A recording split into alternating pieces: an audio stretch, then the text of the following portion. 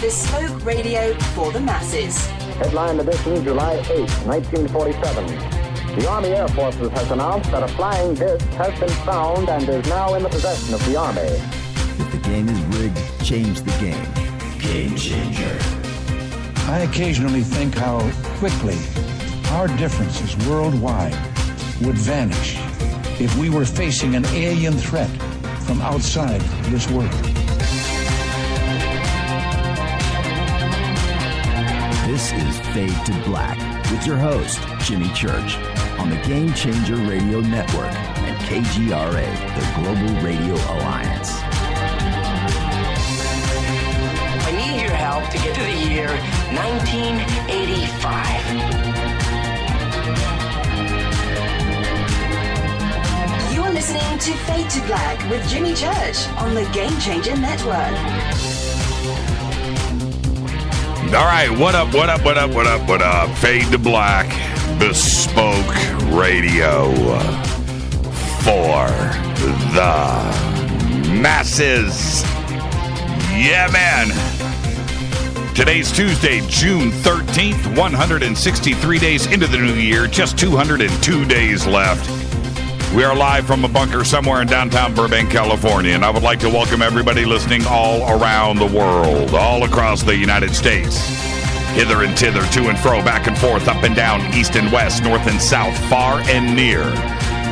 This is Fade to Black for KJCR, the Game Changer Network, and KGRA, the Planet. I'm your host, Jimmy Church. What is cracking, everybody? How you doing? Man, oh man, night two of an amazing week that we've got here on Fade to Black. Great show last night with Joshua P. Warren, by the way. Just absolutely amazing. Always great when he's on the show. But tonight we have very special guest, director, investigator, Chad Calek is here. Now we're going to talk about his new documentary, Sir NoFace. That's right, and his Sir NoFace tour. You can just go to sirnoface.com, check out the tour dates, look at the trailer for the film. It is right there. And it's not your normal trailer. That thing's like 15 minutes long. Go and check it out. It's pretty cool. Pretty cool. So that's what we're going to talk about tonight. And, is this, and I've talked to Chad quite a bit, we're going to find out tonight, but is this the proof? Is this the proof? Right? We've been waiting for that definitive piece of footage of a ghost caught on tape. There's a lot of stuff out there. There's plenty of it. We've seen it all. And most of it is just clever trickery, and somebody that's got some decent software and they're doing stuff for YouTube and they're getting clicks. But that's not the case here.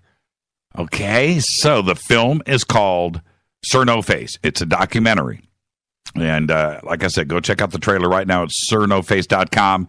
Chad's going to be with us at the bottom of the hour. Very excited about the future with this film. It's going to be really cool. Tomorrow night, we are having a round table discussion on if our UFO community has been infiltrated.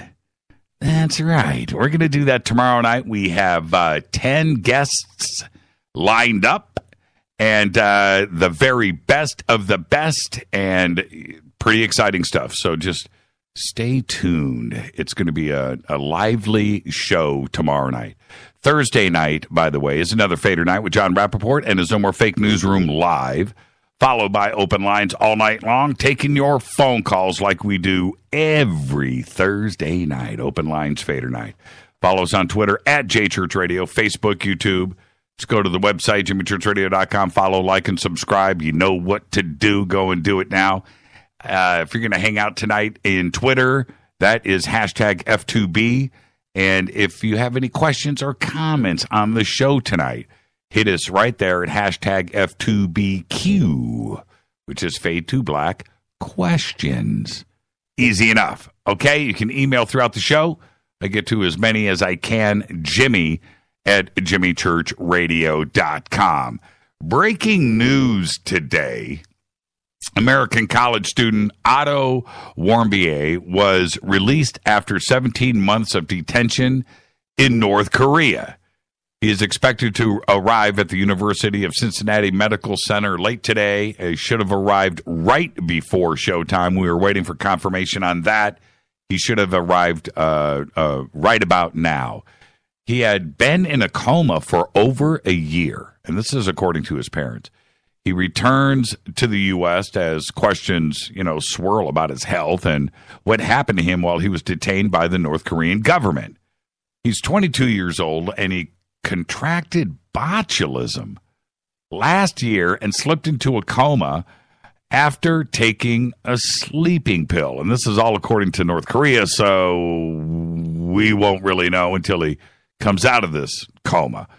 It happened on the same day that Dennis Rodman arrived in North Korea. Don't know if the two are related. I would say that they are, but nonetheless, pretty right now. I just hope that he's okay and that he comes out of this coma. But a year. But he's back here in the States and he'll get the best medical care. But botulism, the whole thing.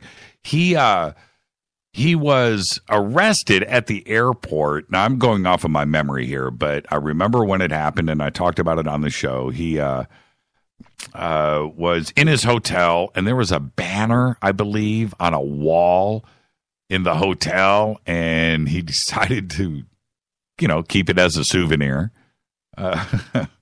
Usually there's nothing wrong with that, but it is North Korea. Shouldn't have done it. But anyway, he pulls the banner down off the wall, but then I guess he left it on the floor. He didn't actually steal it. They detained him at the airport, arrest him, and his trial lasted 1 hour, and he was sentenced to 15 years hard labor. Yeah, and that's what North Korea is all about. It's really funny when I crack jokes about Kim Fatty Fat or whatever, somebody will inevitably send me an email going, dude, man, you're too harsh on North Korea, man.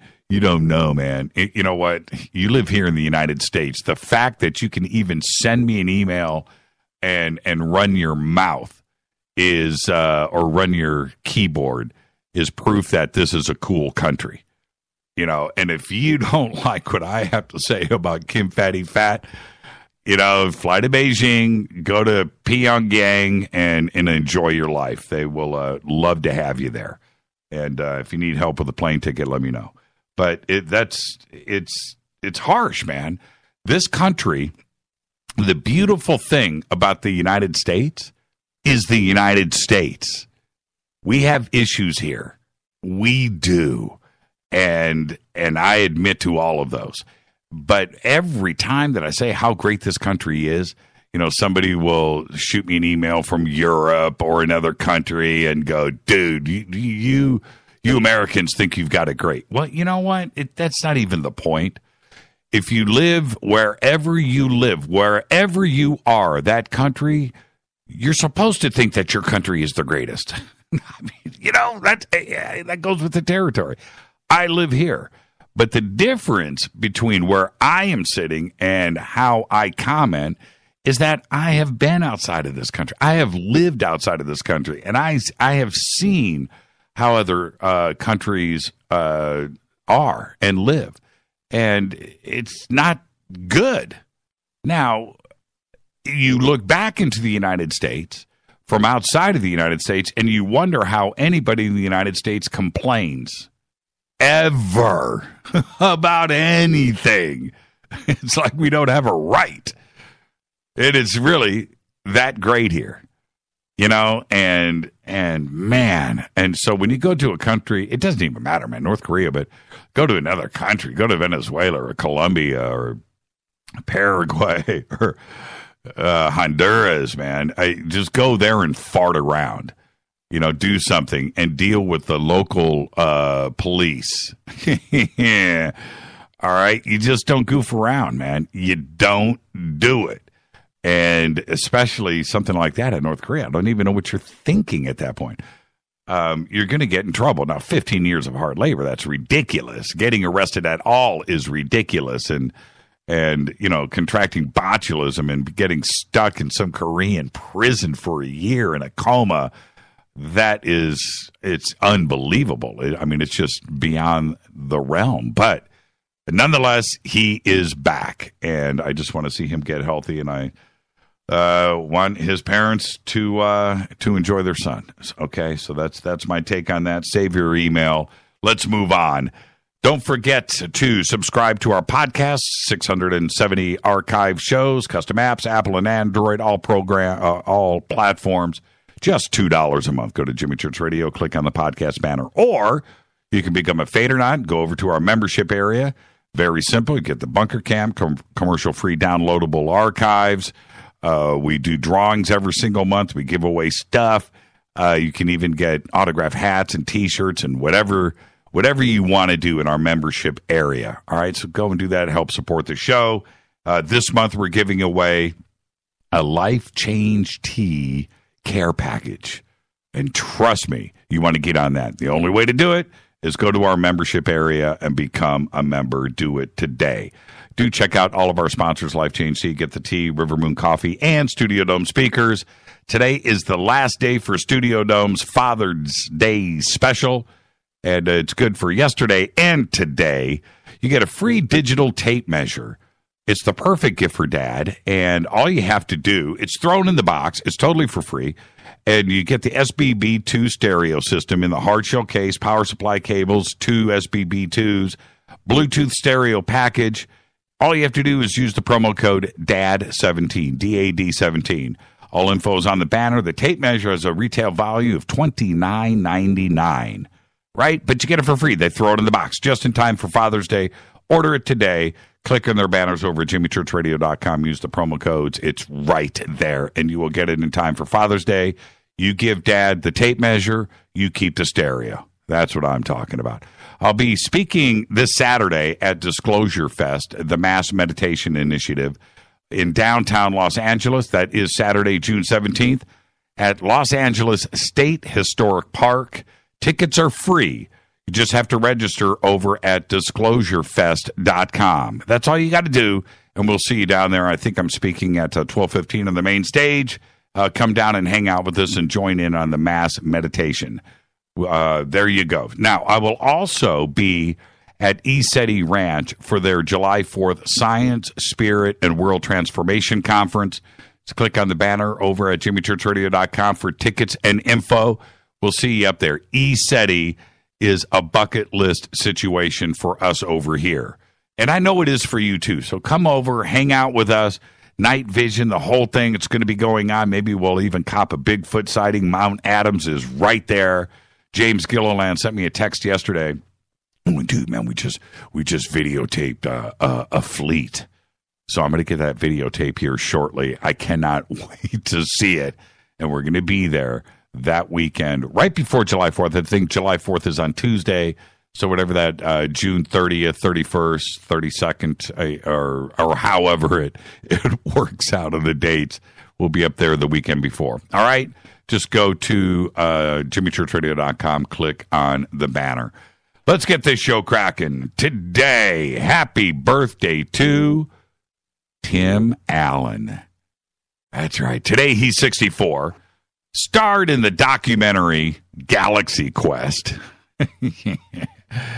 Yeah, I said it. Weezer guitarist Rivers Cuomo is 47, and he's a great guitar player, Rivers. And one of the great things I like about Rivers, go and look at pictures of him. He is always caught wearing like an Yngwie Malmsteen shirt. You got to love it. Or you have a Dio shirt. You know, he had just some cool Guitar God shirt on. Rivers Cuomo. Great guitar player. Weezer was a great band, by the way. Today he is 47. On this day in history, OTD, 1983. After more than a decade in space, Pioneer 10, the world's first outer planetary probe, leaves the solar system. The next day, it radioed back its first scientific data on interstellar space. Pretty crazy, isn't it? 1983. Wow. It doesn't seem like it, but 34 years ago. Holy crap. And it spent 10 years in space before that. It seemed like it was never going to happen, and now I just can't believe that it was 1983. Seems like it was yesterday. Fader fact. Housing, this is a fact now. If this doesn't piss you off, nothing will. Housing a prisoner for a year in California cost $75,560. That's more than a year at Harvard. Seriously. Think about that for a second. Is there something wrong with that number? It just can't be, right? 75,500. Somebody do the math for me on that. What is that per day? What is $75,000 a year? So a $2,000 a month apartment, that's $24,000 for a $2,000 a month apartment. $3,000 a month. Now you are stepping up to the big leagues, right? That's $36,000. What's $75,560? That is unbelievable. Something is corrupt there, man. That just doesn't smell right. Ah, man. All right, tonight, very special guest, director, investigator Chad KCK is here. Talk about his new documentary, Sir NoFace. He's going on tour. It's called the Sir NoFace Tour. Taking the documentary on the road. He's going to be doing question and answer and Q&As all across the country. The list of the cities that are ready to go now on the tour are over at sirnoface.com. Check it out. Tomorrow night, we're having a roundtable discussion on if our UFO community has been infiltrated. Has it? And what are you going to do about it? That's what we're going to talk about tomorrow night. We got 10 guests lined up. It's going to be a full show all the way from 7 to 10 tomorrow night. 10 guests, roundtable, and all questions answered tomorrow night. Okay. Tonight, Chad KCK is here. And when we talk about things like the paranormal, last night we had Joshua P. Warren on, and he's been doing this for a long time, and we've had a lot of ghost hunters and different crews on this show. And it makes me want to go back and reflect and talk about my one and only, well, maybe two, but my one and only, you know what? Check this out. Hold on for a second. You know what? I'm gonna freak this guy out right now. He's calling, and he doesn't even know I'm live on the air. And he's calling, and I'm looking. You know what? I'm just gonna pick up and go, "Hey, DeSouza, don't you know that I'm live on the air right now?" Yes, I know that now, Jimmy. What's happening over there? John DeSouza, everybody. Say hello to John. Doing a drive-by. And it just goes to show you live radio, John, and I'm doing my thing right now. But I see you are such an important person to me. If you're calling in, you were supposed to call me earlier, but you didn't. You're calling me now, so there you go. I'm going to embarrass you, throw you under the bus, and make you go live to 1 million people. How you doing? I am doing great, Jimmy. I am so happy that you threw me on the air. It's pretty awesome. And I heard you're doing some kind of roundtable today on some very important topics. No, the roundtable is tomorrow night, but it's a good thing that you're here to be thrown under the bus because now you just had it happen twice. Wow, John, you really take one for the team, my friend. I will. Anything, whatever you got for me, I'll answer it, talk about it, wax eloquent, whatever you like. You know what's funny? We'll see you tomorrow night for the roundtable, and nobody knows the guest list for tomorrow night. But now that you've come on and just blown your cover, it's so. When you were in the FBI, did you ever blow your cover in the FBI, or did you just tell everybody you were in the FBI? No, I usually did not. But there were times when I was working in sensitive situations, and my undercover name was compromised. Yep. By people, on the internet and so forth. Right. So yeah, I've had those moments, and it's not fun. It's not good. but it happens, and you got to roll with it. Now, tonight, I was, check this out. I've got 5 minutes, and I'm going to spend it with you right now on the air really quick before I have to hit a break. Tonight we have Chad Calek on the show, and if you don't know Chad, he's directed and produced a lot of different ghost hunting, paranormal shows on cable, and he's documentary filmmaker and stuff. But it made me want to tell this story about the only ghost sighting that I've ever had. And the short version of the story is at 2 a.m., 2:15 in the morning, I was in the driveway of a friend's house in Hollywood, in Hollywood proper, right? And I look over, and I was waiting. The driveway was empty. I'm waiting for them to get there And so I'm sitting in the driveway, and I look over, and the curtains, the big picture window in the front of the house, and the curtains part, and a face peeks out and looks at me, right? So I get out of the car. I'm like, oh, somebody's home. Okay. So I walk up. Nobody opens up the door. I'm pounding on the door. What are you doing? And whoever is inside looked at me, right? Well, anyway, while that is going on, I go back to my car, and I'm upset that somebody's in the house and not letting me in, making me sit in the driveway at 2 a.m. And the people that were they pull up behind me, and I'm like, somebody's home. Your roommate? No, she's over somewhere else. And now everybody's freaked out. We go. The other roommate pulls up with her boyfriend. We go in the house, and we're ready to kick ass and take names. Right? We think there's a burglar or somebody in the house. All the windows and doors are locked. The back door is locked. Everything's sealed up. Anyway, nobody is in the house. And I walked back to the window, and I pulled back the curtain and looked at my car, which is like 20 feet away.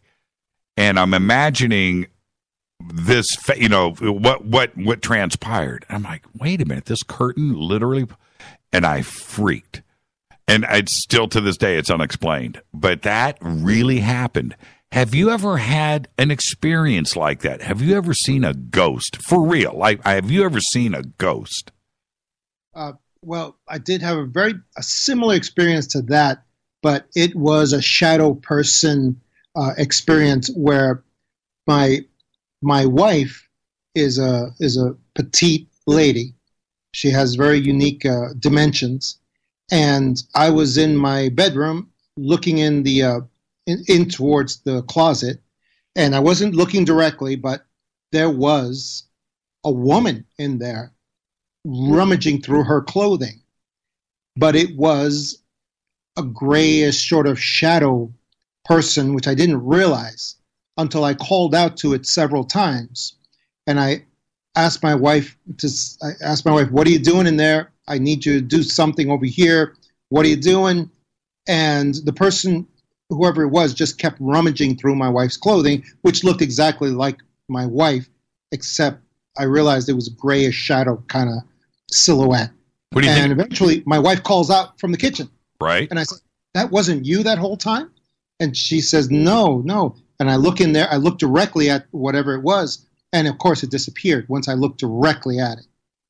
And that was some kind of bleed over from another, I don't know, parallel dimension or something. Right. Because it looked just like her, the silhouette, the outlines of whatever it was, but it was some kind of shadow thing is what it really was. Only one time?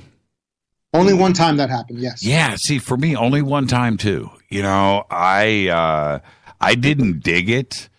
The next day, the landlord for the house was by older Oriental guy, and we told him what had happened the night before, and this was the back house, right? It's called a back house, but it's a house, but he goes,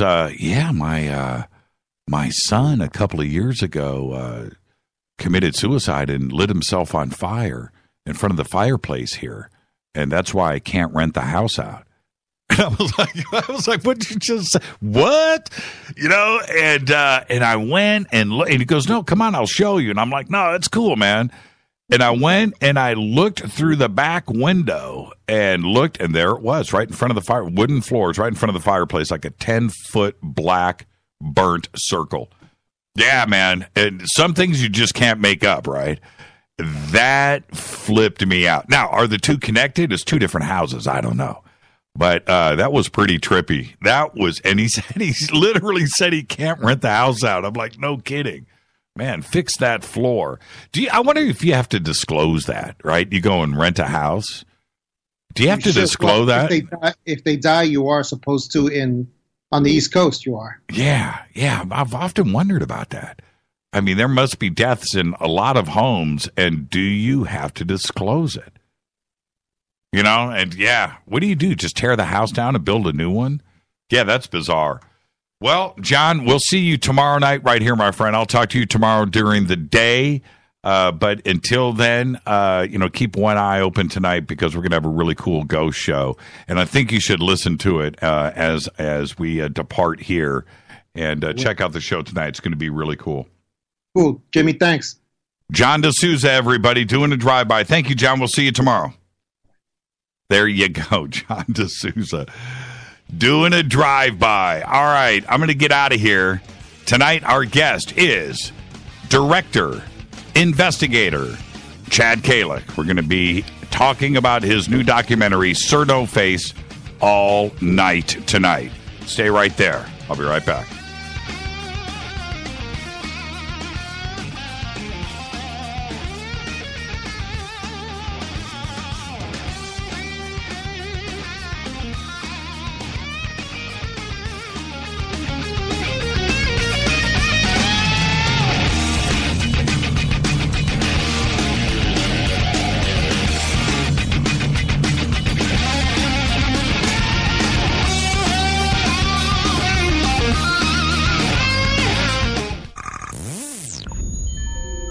You're listening to Jimmy Church, Fade to Black.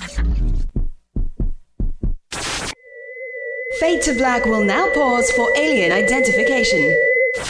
The station that talks the net. KGRA Radio.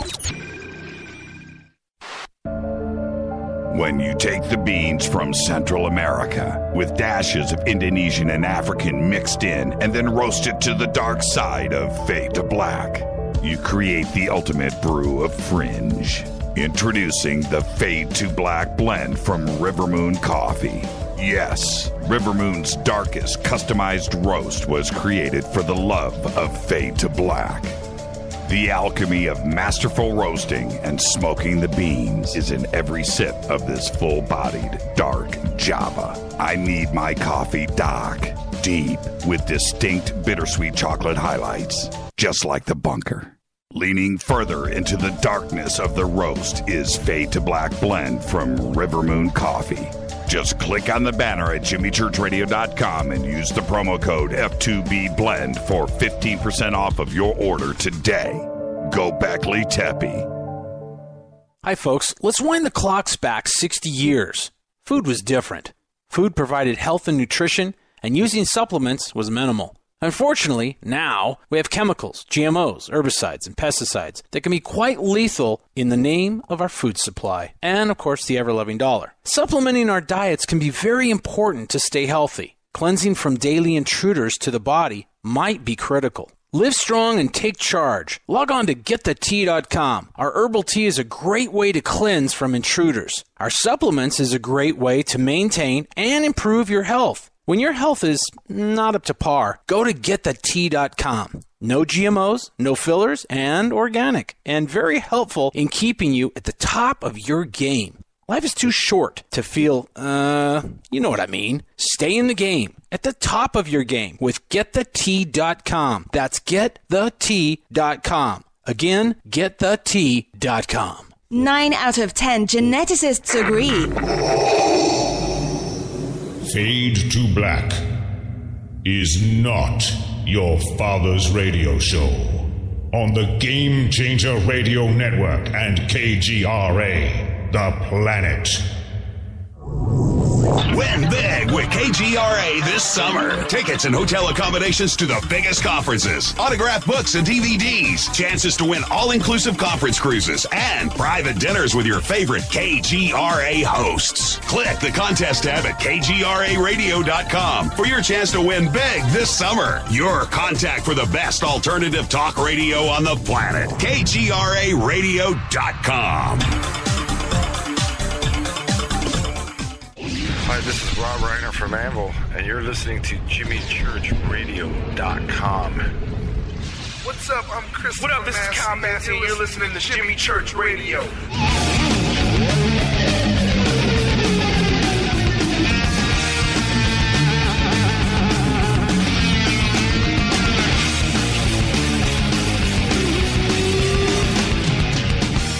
All right, welcome back. Fade to Black. I'm your host, Jimmy Church. Follow me on Twitter at JChurchRadio. You can follow Chad at AGH Chad Calek. It's right there. It's in Twitter now. Go and do that. Let's get this show cracking.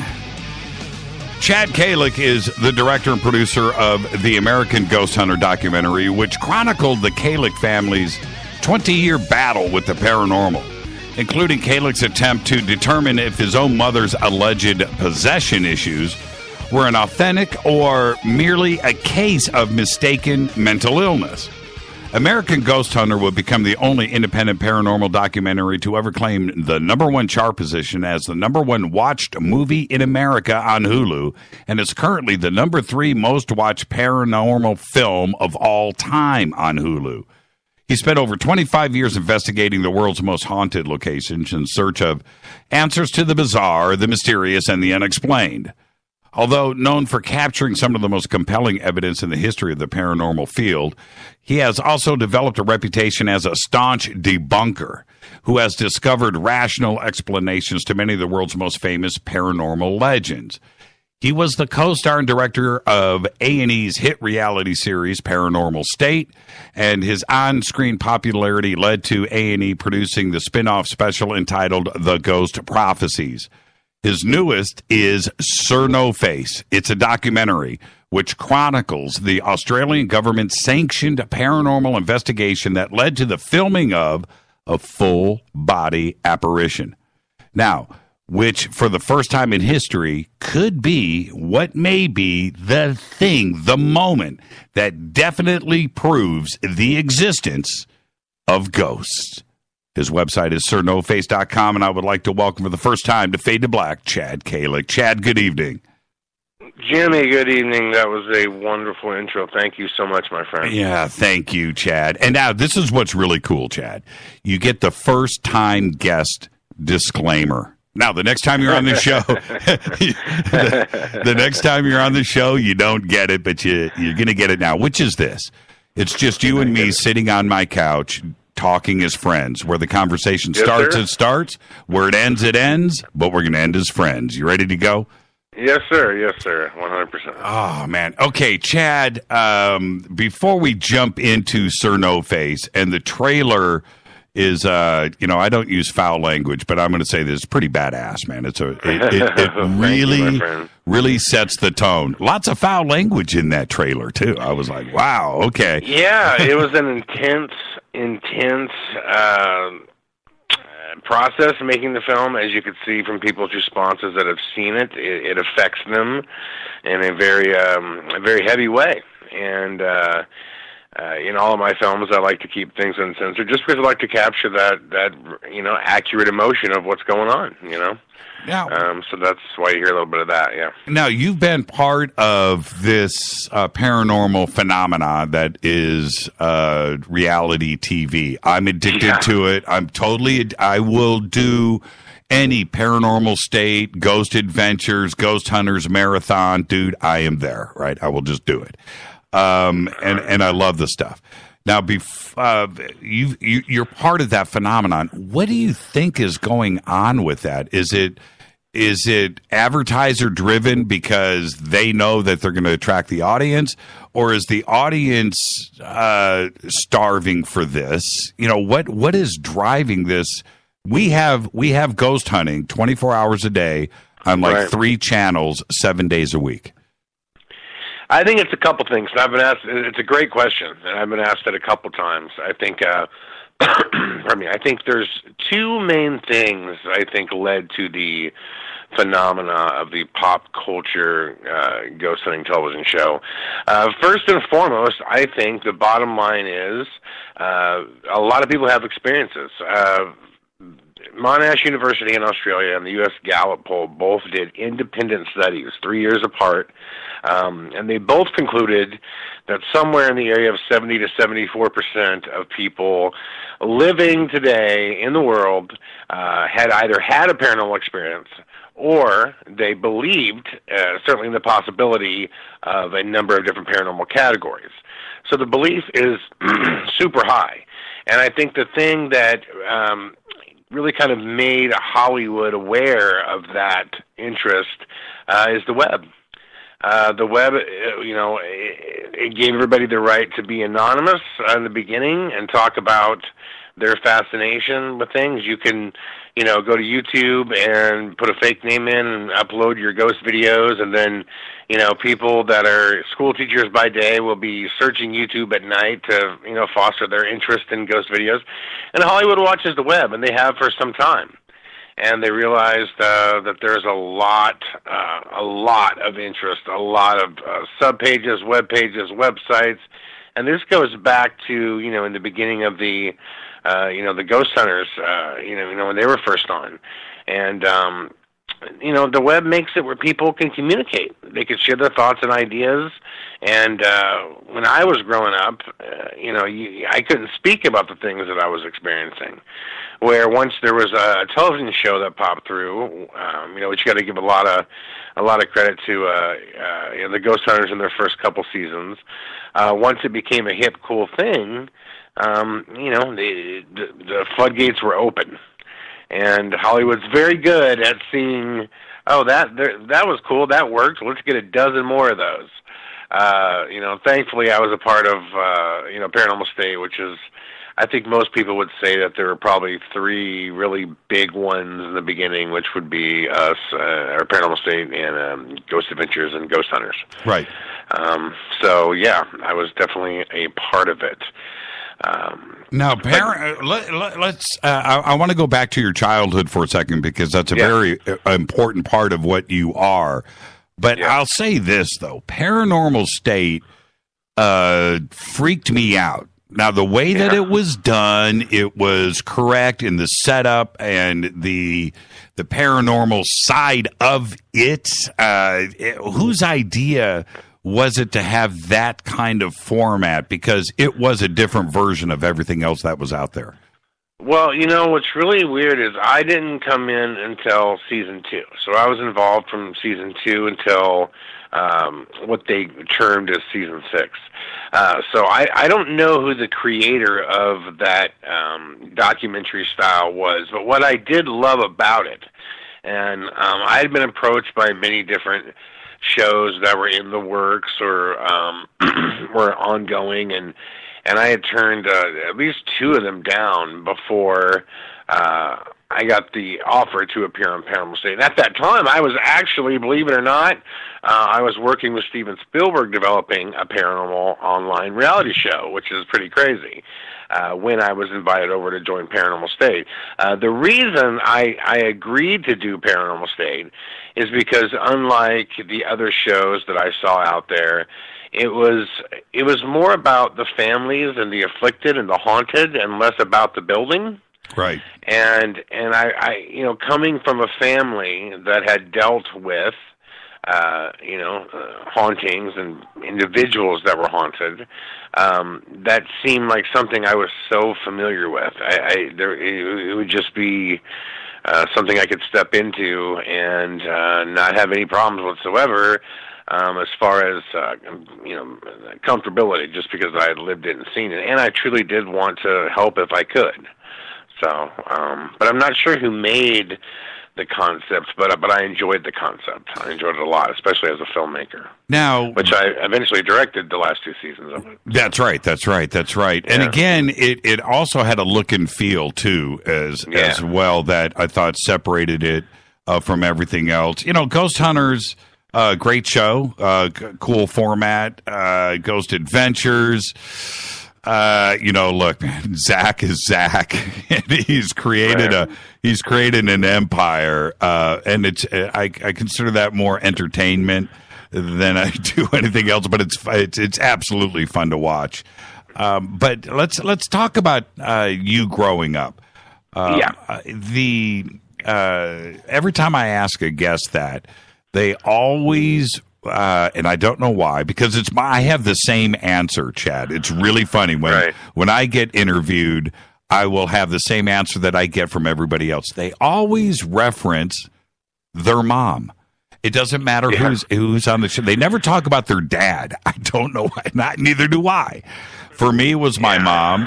Certainly, she had a tremendous effect on you. So tell us about that.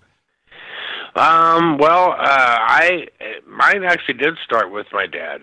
Growing up, I was in a family that was completely atheist, not spiritual at all. We would have never spoken about ghosts or angels or God or anything like that. We just weren't that. My dad was a career Air Force man, very scientific, and he had got honorably discharged from service and began working as an engineer of a concrete company, in which he was involved in a terrible explosion that burned 3/4 of his body, 77% of his body, 3rd degree, and he was not supposed to live.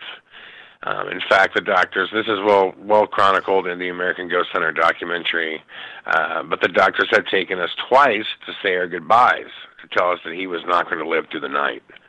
And my father kept living, and the doctors didn't know why, and he had claimed that it was the only place that his body wasn't burned was his forehead, and my mother would stand in the room, and she would place her hand on his forehead, and he claimed that he could physically, not emotionally, physically feel, this energy being transferred from her to him that helped him, not only cope with the pain, but he said he could feel it healing him.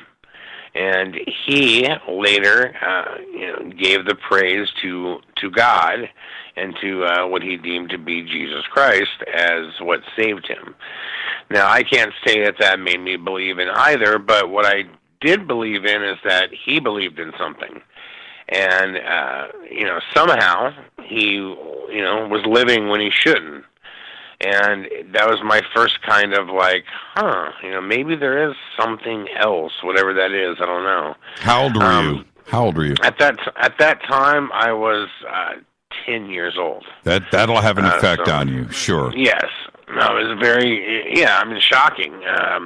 Especially because the same day, it's crazy, my mom had a bad day. The same day that he got burned and was life flighted, I was playing basketball 2 hours earlier at my elementary, and I went up for a rebound and came down and crushed my ankle. So I was taken to the ER with a broken ankle, and then on my mother on her way to see me, she had gotten this call that my father was life flighted. So talk about having a bad day. Wow.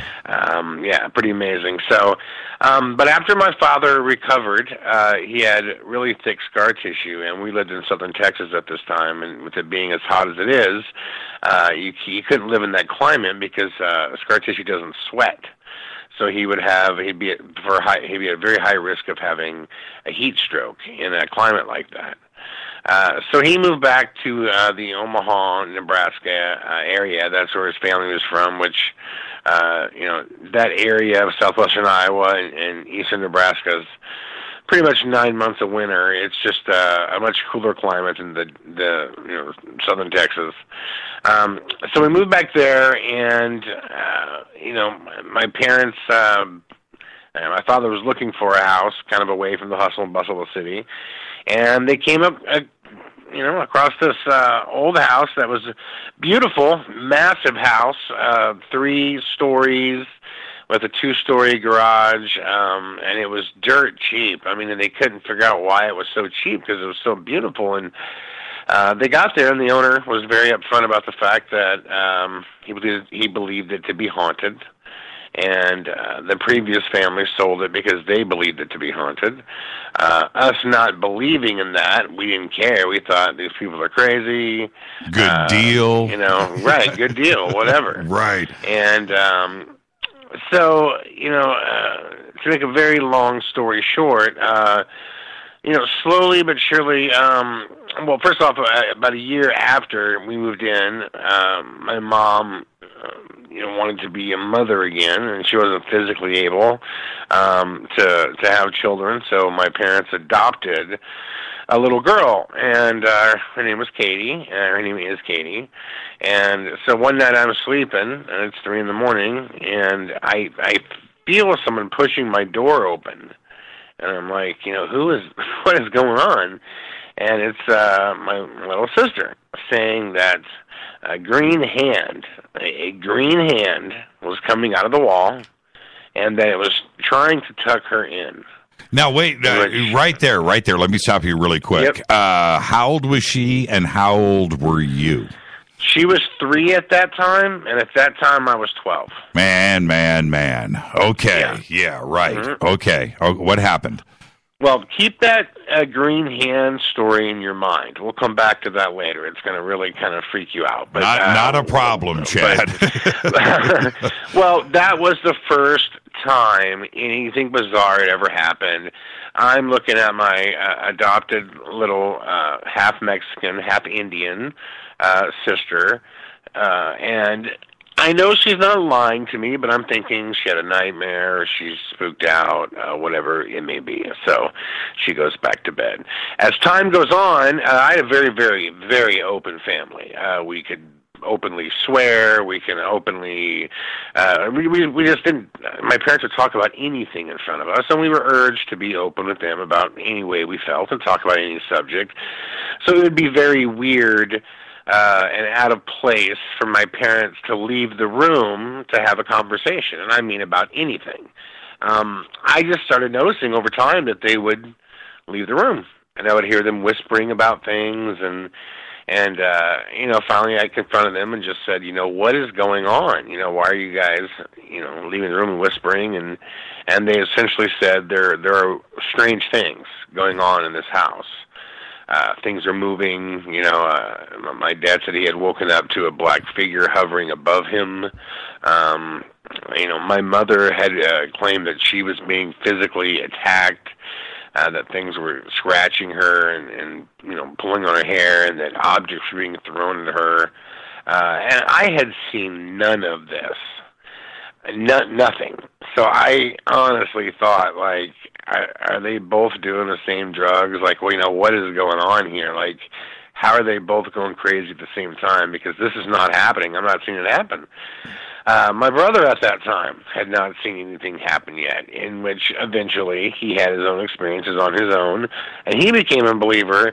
So I'm the lone non-believer in the house. And so, you know, the day comes when my parents are in a different city, and they are, you know, grocery shopping, and my brother's over at a friend's house, and I'm completely alone. So, being frustrated by the fact that I'm the only one that can't see the ghost, you know, I walked around the entire place, and I did everything I could to do what is now known as provoking, to try to see if something would happen. You know, basically just screaming out, you know, I don't believe in you. You're not real. I don't think you have the power to do anything. Pretty much the worst thing you should be doing in that situation. Yep. But I didn't know. I was a kid. I didn't know. I was just frustrated. So, you know, it's funny. I'll whenever I tell the story, I always hate telling it because, you know, let me precursor by saying it that if I didn't experience it, I couldn't believe it. I couldn't wrap my mind around what happened. But essentially that night, I'm laying in my room, laying in my bed. My brother Harold was asleep. I was pretty much the last one up. And right as I'm starting to fall asleep, it sounds like somebody, and I had a water bed back in the day, and there's a big headboard behind it, and there's the wall. So right as I'm closing my eyes, it sounds like someone, as hard as they could, if you took your fist and you punch the wall as hard as you could, to the point where it's rattling and shaking everything else on the wall. I mean, this massive boom goes off above my head, in which I sit up, you know, like a lightning bolt, like, what in the F was that? Right, you know? right. So I fire out of the room into my brother's room, and I'm like, you did not hear this? And, you know, he's like, no, I didn't hear anything. I'm like, there's no way you couldn't have heard that. And he's like, I did not hear anything. And I'm like, well, scoot over. I'm sleeping next to you. You know, I hop in the bed next to him. Right as we're both dozing off, the punching sound against the wall now happens behind his headboard, and then it starts alternating on the walls from wall to wall as if to show us that it can move and do what it wants to do. Okay, you know, I tried to get to the door. My brother's already blown by me to get out of the door. Right. So I'm trailing him down the stairs, and it was only one landing of stairs, but I will never forget this feeling. At that time, the beating started happening, but alternating on each side of the wall back and forth. And I remember how long that landing of stairs seemed at that time. Right. It just seemed like it went on forever. I just wanted out of there so bad. So I come around the corner at the bottom of the stairs towards my parents' room, and I hear my dad reading scripture. And I'm just like, what is going on here? And as I'm getting closer and closer and closer, I could hear an inversion of my mother's tone, but basically she sounds like somebody's in there crying. And I'm like, what is going on? So, you know, I come to the door, and my mother, her hair's getting pulled. She's yelling from saying she's getting pinched, and she has scratch marks on her body, and I am in complete and utter shock. I mean, I'm just like staring at, like, what am I looking at? What is going on? Like, and at that time, you know, I think I even said something to her, like, Mom, and I was like, Mom, are you okay? And can you look at me?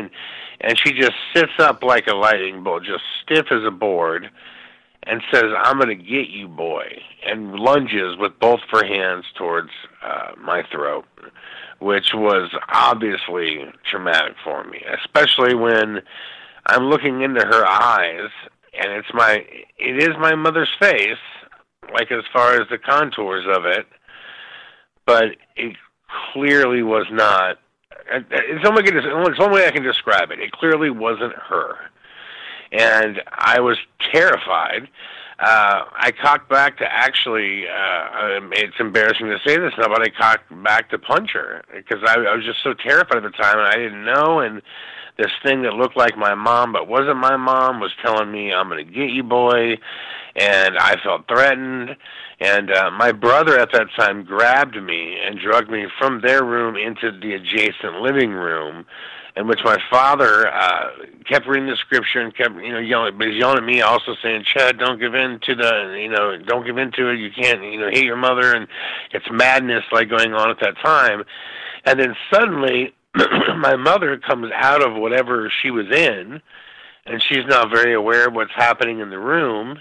And she sees me upset, so she runs over to me. My father runs over to me. He's got his arms kind of around all of us. We're huddling in the middle of this living room, and the frickin' beating starts again on all four of the walls beside us, in which my father wraps his arms around all of us, and he just keeps saying the Lord's Prayer over and over and over again, which meant nothing to me at that time because I wasn't a Christian at all. But it meant a lot to my dad. He believed in that a lot, and he had faith in it. And just as soon as it all started, stopped. That's one of the crazy. I'm trying to wrap my head around this, Chad. All of this happened at the same time. The pounding upstairs. You leave your room. You go to your brother's room. It continues in there. You guys freak out. You make a beeline for the door. You get down the stairs. Your mom is losing her mind, and there's physical things going on with her. Your dad is reading a Bible of all things, and he's like disconnected reading Bible verses while he doesn't know what to do. Right, he has no clue what to do. He's not really a spiritual man. He's just exploring his spirituality because he lived through something he shouldn't have. And the weirdest thing was the whole thing probably took 5 minutes, maybe less than that. Did your mom? Sorry, there's a car going by. 1 second, a siren going by. That's okay. That's okay. That's Southern California, everybody. That's what. Yes, that's what it goes is. on. Welcome to Los Angeles. Welcome to L.A. So, did your mom, Chad? We've got 2.5 minutes before the break. Did your mom remember anything as soon as it stopped? Did she remember? She did not remember lunging at me. She remembered saying nothing. No, she did not remember any of that time period. She said when she woke up, it was as though she woke up from asleep and saw this madness going on. And I tell you what, Jimmy, that morning, this was about 3 a.m. when this all stopped. And I had, that morning, I went to school early, lifted weights, weightlifting and all that stuff. And I remember sitting at my breakfast, man, just staring at my Cocoa Puffs.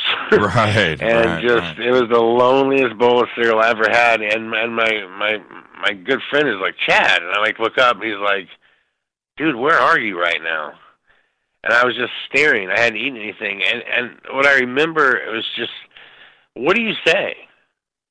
What do you say after you witness something like that? I was trying to determine if I was crazy. Was it real? Is it possible that it was a nightmare? I mean, knowing that it wasn't. And how do you explain this to somebody who wasn't there? What did your dad say? He was terrified. He was pissed. He was angry. He was scared. He believed that it had...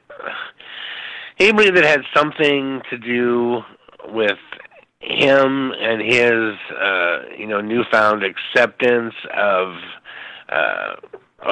Christ, and that he perhaps cheated death, and he didn't know. You know what I mean? He was just looking for answers.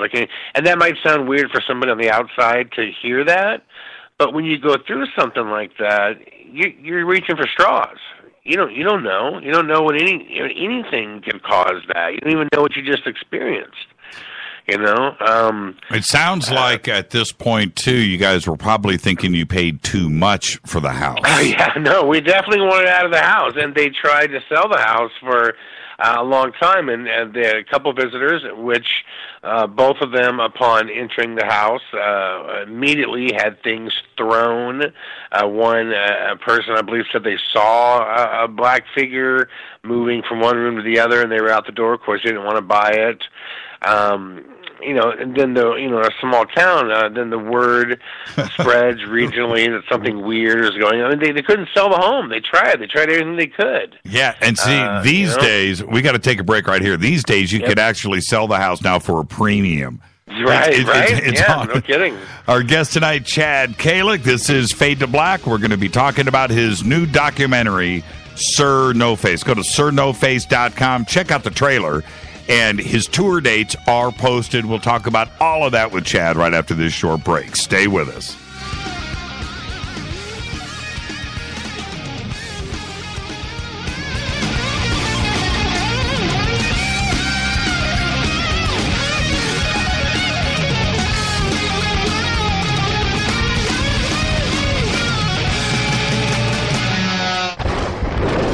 This is Fade to Black with Jimmy Church on the Game Changer Radio Network and KGRA, the Global Radio Alliance.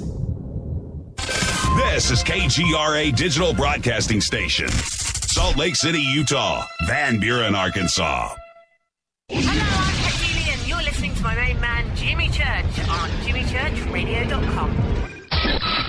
Hi, this is Ray Hobbs here, repping the planet, and you're listening to my good friend, Jimmy Church, Fade to Black, on the Game Changer Network and the KGRA Digital Broadcast Station. This is Toby Kebbell. You're listening to jimmychurchradio.com. Don't hurt me, Jimmy. I'm only little. Hey, I'm Adrian Grenier. And this is Ari Gold. We're the Honey Brothers. Yes. We are of the Honey Brothers. Hey, I'm Adrian Grenier. And I'm Ari Gold. We're the Honey Brothers. And you're listening to Jimmy Church. The Revolution.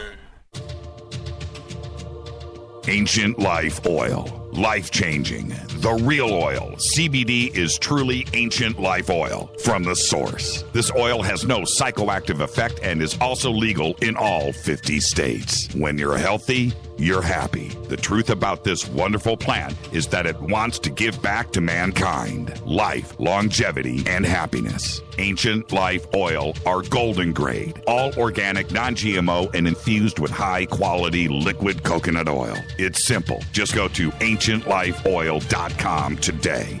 That's ancientlifeoil.com. The best, purest, organic, and non-GMO CBD in the world. Go Beckley Tappy. The statements made regarding these products have not been evaluated by the Food and Drug Administration. These products are not intended to diagnose, treat, cure, or prevent any disease. Please consult your healthcare professional about potential interactions or other possible complications before using any product. What's up, Fadernauts? Studio Dome loves Fade to Black and the F2B audience so much that they have put together the ultimate stereo Bluetooth system. They've done it just for you. Man, check this out. The Studio Dome SBB2 stereo system is here. It's featuring 2 Studio Boombox 2 SBB2 wireless Bluetooth speakers, packed in its own custom hard shell case. This Studio Dome system features the very latest in stereo Bluetooth technology. The 2 full-range boomboxes are in true wireless stereo. You've got to hear this. It's amazing. It's just $129 and use the promo code JCRTWS and you'll also get free shipping. It's simple. Just go to jimmychurchradio.com, click on the Studio Dome banner. Go Beckley Tappy. This is Micah Hanks of the Gralien Report, and you're listening to Jimmy Church on Fade to Black, across the globe on the Game Changer Radio Network and the one and only KGRA Radio, The Planet.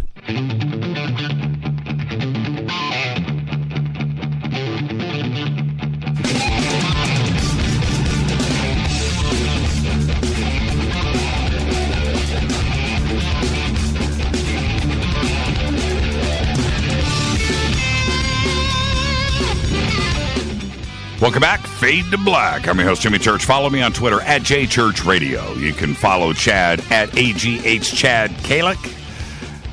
He is been investigating. Chad has been investigating for 25 years, and he is the director of a new documentary called Sir NoFace. We're going to get to that in a second, but I've got to finish this experience up in Nebraska. Now, how long did you guys actually live in the house for?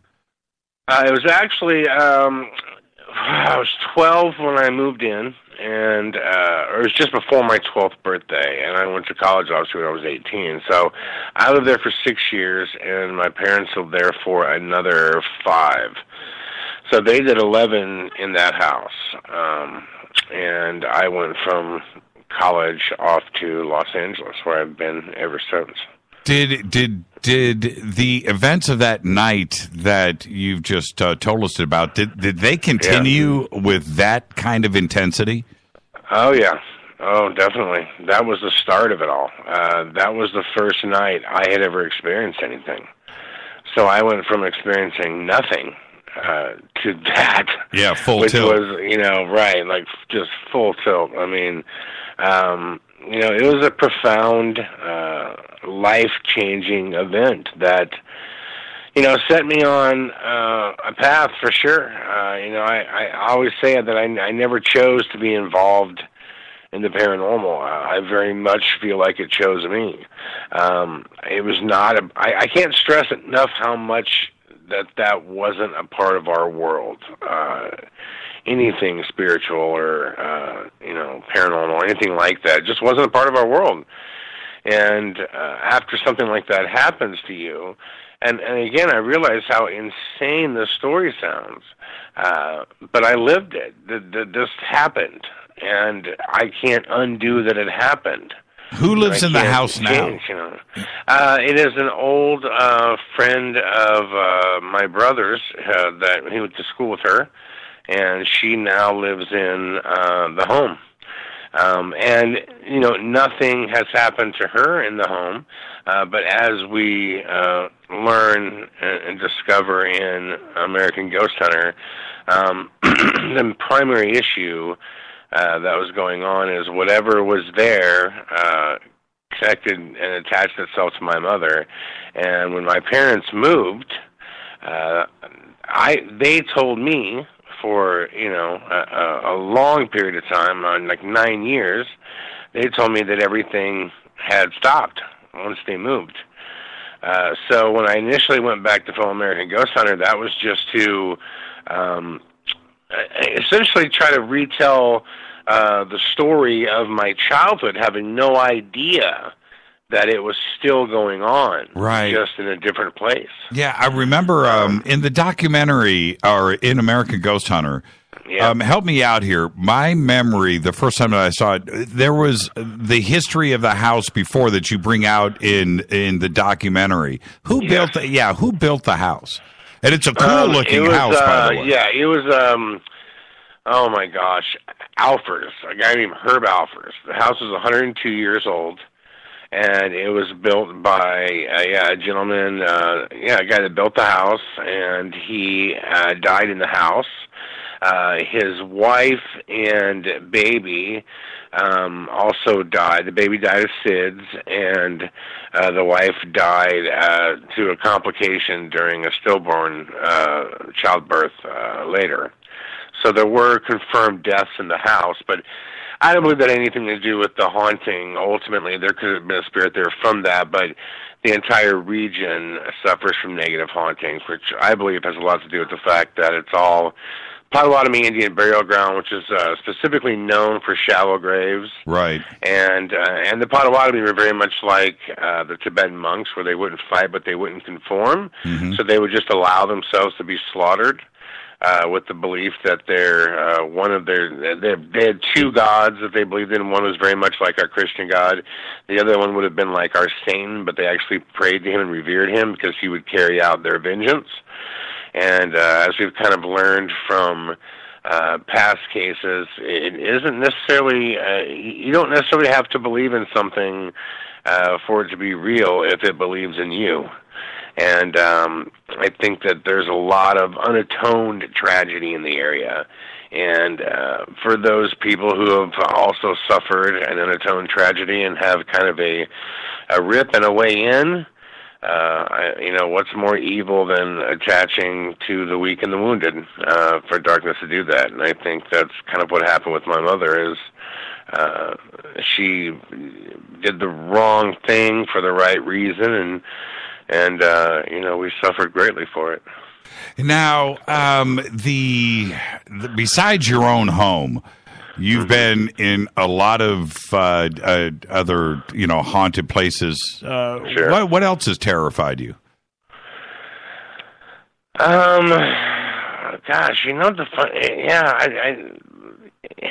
Activity doesn't really terrify me as much as when I see changes in people. Well, I could say there was a case I was on where the mother of my daughter, it was a demonic case, and she wasn't even supposed to be there. She actually just drove there to hang out and help out the investigation, but she came into the house unblessed and unofficially welcomed, and I did film an upside-down cross burn into her leg. Now, again, that didn't mean really anything to me. I'm not a Catholic or anything, but the family was, and the family found it to be terrifying. And that was pretty terrifying. Watching a burn literally rise up off of somebody's skin in front of your eyes, that was unnerving. That was pretty scary. And you've also, your thing is trying to figure out and debunk, and not only videos but cases too as well. Yeah, we were one of the first people to figure out that for the longest time, Waverly Hills was advertising that 60,000 people had died in Waverly Hills, and after researching it, I figured out that is an absolute impossibility. If anything, that's a statewide estimate. And many people in the state did, in fact, go to Waverly Hills, but they could not have had 60,000 people died in there in the time frame that it'd be open. We're talking about a death every 3 seconds, which wasn't the case.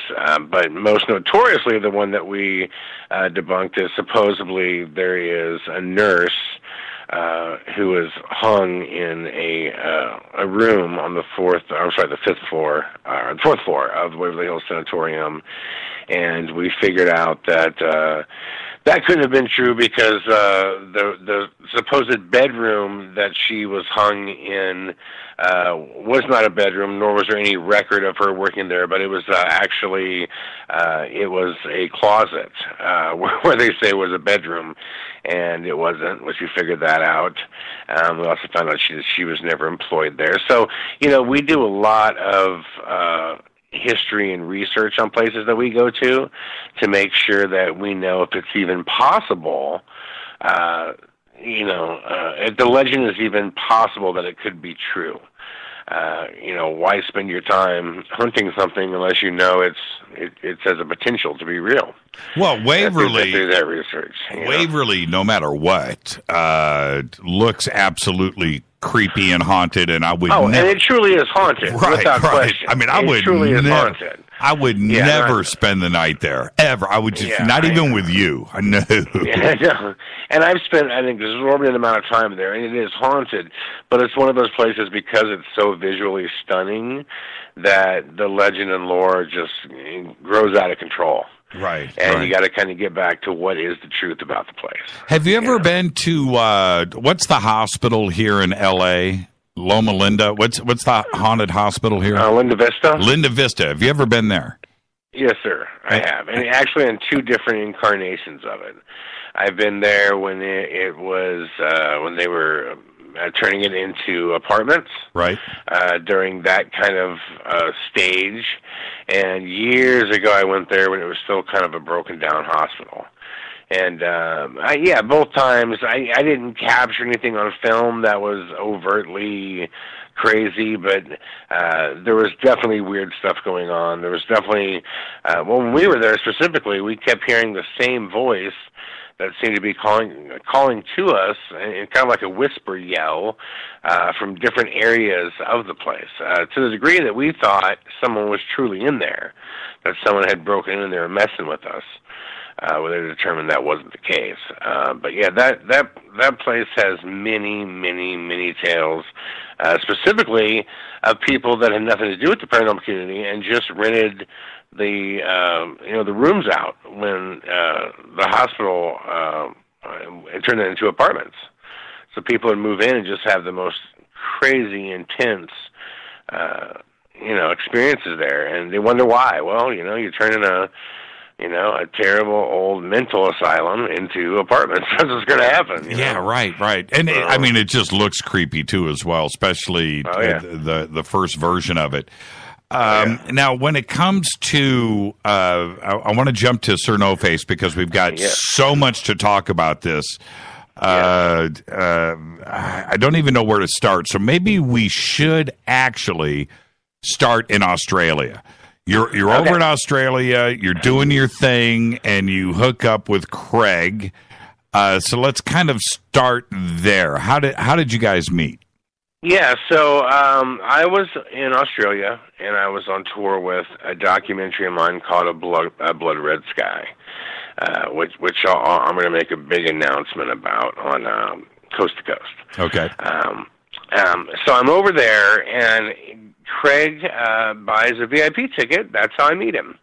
Really cool dude, just nice as can be, not, really pushy or anything, just happy to have a conversation, happy to take a picture, that's it. I really liked the guy, I liked his team. We just stayed in contact. I think I found him actually on Facebook. I went back, just basically said, hey, it was nice meeting you. A lot of our fans over there had said, we didn't do a ghost hunt on that tour. And they said, we'd love to do a ghost hunt with you. So about a year later, I contact Craig and say, I'd love to come do a ghost hunt. Do you have a place? he says. I do. It's this place called Cockatoo Island, which I look at, and it looks incredible, and I never really think to even ask him, how he has access to it. I just figured, he's from Western Sydney, he must know the right people. It is what it is. So while we're over doing our event, during our evidence presentation, as a kind of a thank you for, helping us set up this ghost hunt, I tell him, for the attendees that are there, that his team can also be featured and give an evidence presentation of their evidence, which they've captured at Cockatoo. And, Craig, I just got done showing my evidence. I'm kind of talking to my partner, and Craig proceeds to show a series of clips in which each one is becoming more and more incredible, and to the point where I'm going, God, that is amazing. Like, how did this happen? Like, one of the clips that you've seen, it gets further expounded upon in the trailer, in which they are in this room, and there is the ghost of Sir, that on call, when you ask for it, on call, it can light up the entire inside of what they call Sir's house. And when I say light it up, I mean, if you watch the footage, you'll see there are no shadows anywhere. This light is emanating from everywhere. It could do it on call, and here's the thing. The house has no electricity. And at the same time, from the outside of the house, you can't see the light. So those who are standing outside have no idea a light's going off on the inside, which they're filming it going off. Not only does this occur, Craig goes and grabs, and his team, they go and grab complete strangers that are skeptics off the street to come experience this, right up to government official personnel that they bring out to experience this for firsthand for themselves. And there were countless witnesses to this. This ghost that on call could just poof, like a lightning bolt went off, could light things up. And that's just one piece of footage that he shows me. And he gets to a series of them, and the final one, he tells me, is, we captured this full-body apparition that you're going to see come out of the wall and turn and look, directly into the camera. And I'm like, okay, sure, you know what I mean? That type of thing. Just because I've seen a lot in 25 years, I've captured a lot, I would say 99.99999% of apparition footage is BS. And, Craig shows me his footage, and I was absolutely floored. Now, what is the back? I want to stay with this, but what is the background of Cockatoo Island? It's right there in Sydney Harbor, but what's the purpose of the island? Cockatoo Island was formerly a convict prison, a penal colony. Right. And it was also a former naval base for the Australian Royal Navy. Right. Okay, and they had found kind of a dark history too as well. They had found hidden underground that had been filled in by concrete and dirt, like torture chambers and everything. So they believe that when it was a prison, a lot of really dark stuff went on. Really thick history, and it's right there, right? I mean, you can see the world-famous Opera House, the Sydney building with the cool roofs. Yep. That's around the water. I mean, you can see that from Cockatoo Island. I mean, it's right there. You can see the bridge, everything. You're right off the harbor. What's really interesting, too, about the place is the reason the government got involved and brought Craig and his team out is because they were looking forever to try to figure out something to do with this old military property. For lack of any better ideas, they said, let's make it into a public park for everyone. It has free ferry shuttle service over here. And they went as far to say, look, we're going to, the government is going to buy these incredible tents and camping gear, and they're rode up, and there's hundreds of them, and it's free. You can come out and you'll have a full grill. I mean, the most amazing tents you've ever seen. I mean, the most comfortable, and when you go out there, you will notice you won't find a soul taking advantage of it. Yeah, I'm looking at pictures here of the tents, and it's clean, and it's but there's not a single person standing. Not a person there. Because and this is why they called Craig, because not only staff, but the public. I mean, they have like this book of just tons and tons of paranormal claims, and they just were like, what is going on? And they had current government staff that would quit and wouldn't work there, ex-staff that refused to go back, and they were trying to get Craig and his team to come out there. And there's more to it. I don't want to give it completely away, but they ultimately had hoped he would debunk things. That's what they had hoped for. So when I'm watching this footage, I see this footage of this apparition, and I knew by the way that it moved, the fluidity in which it moved, the clarity of it. I mean, this thing is 8 feet in front of the camera. It looks the camera dead in the eye. As I said in the trailer, what I knew was this is the most elaborate hoax ever conducted in the paranormal. Well, it's too good to be true. I mean, you've been doing this. Or Craig, right, or he, captured that piece that definitively proves the existence of ghosts. At that point, I wasn't in a position to talk to him, just because we had guests and a lot of people out at the island we were taking care of, that we were hosts for. So time went by a little bit, transpired, and I thought about it more. I watched the footage some more, and I became more and more intrigued every time I saw it, especially with all the stories of everybody else who had experienced, the flashes of light and experienced CERN themselves. So I basically said to Craig, here's the deal. I would like to tell your story, but part of the story, Craig, is I have to know this is real, which means I'm going to do everything I can in my power. Every resource I have, I'm going to exhaust every option and opportunity that I have to prove that you faked this. And if I find out you did fake this, then I'm going to make a movie about the guy who faked this. Right. Nothing wrong with that. You got to make a choice here. Do you really want to go down this road? Because I'm being dead serious. As I explained to him, fans of mine have come to know my films as being as straightforward as they come. If it's in a Chad KCK documentary, you could take it to the bank. There's nothing fake, staged, or hoaxed ever in my films. So I said to him, you got to be sure, man, And from the beginning, he was extremely confident, just said, nothing to hide, absolutely, let's go.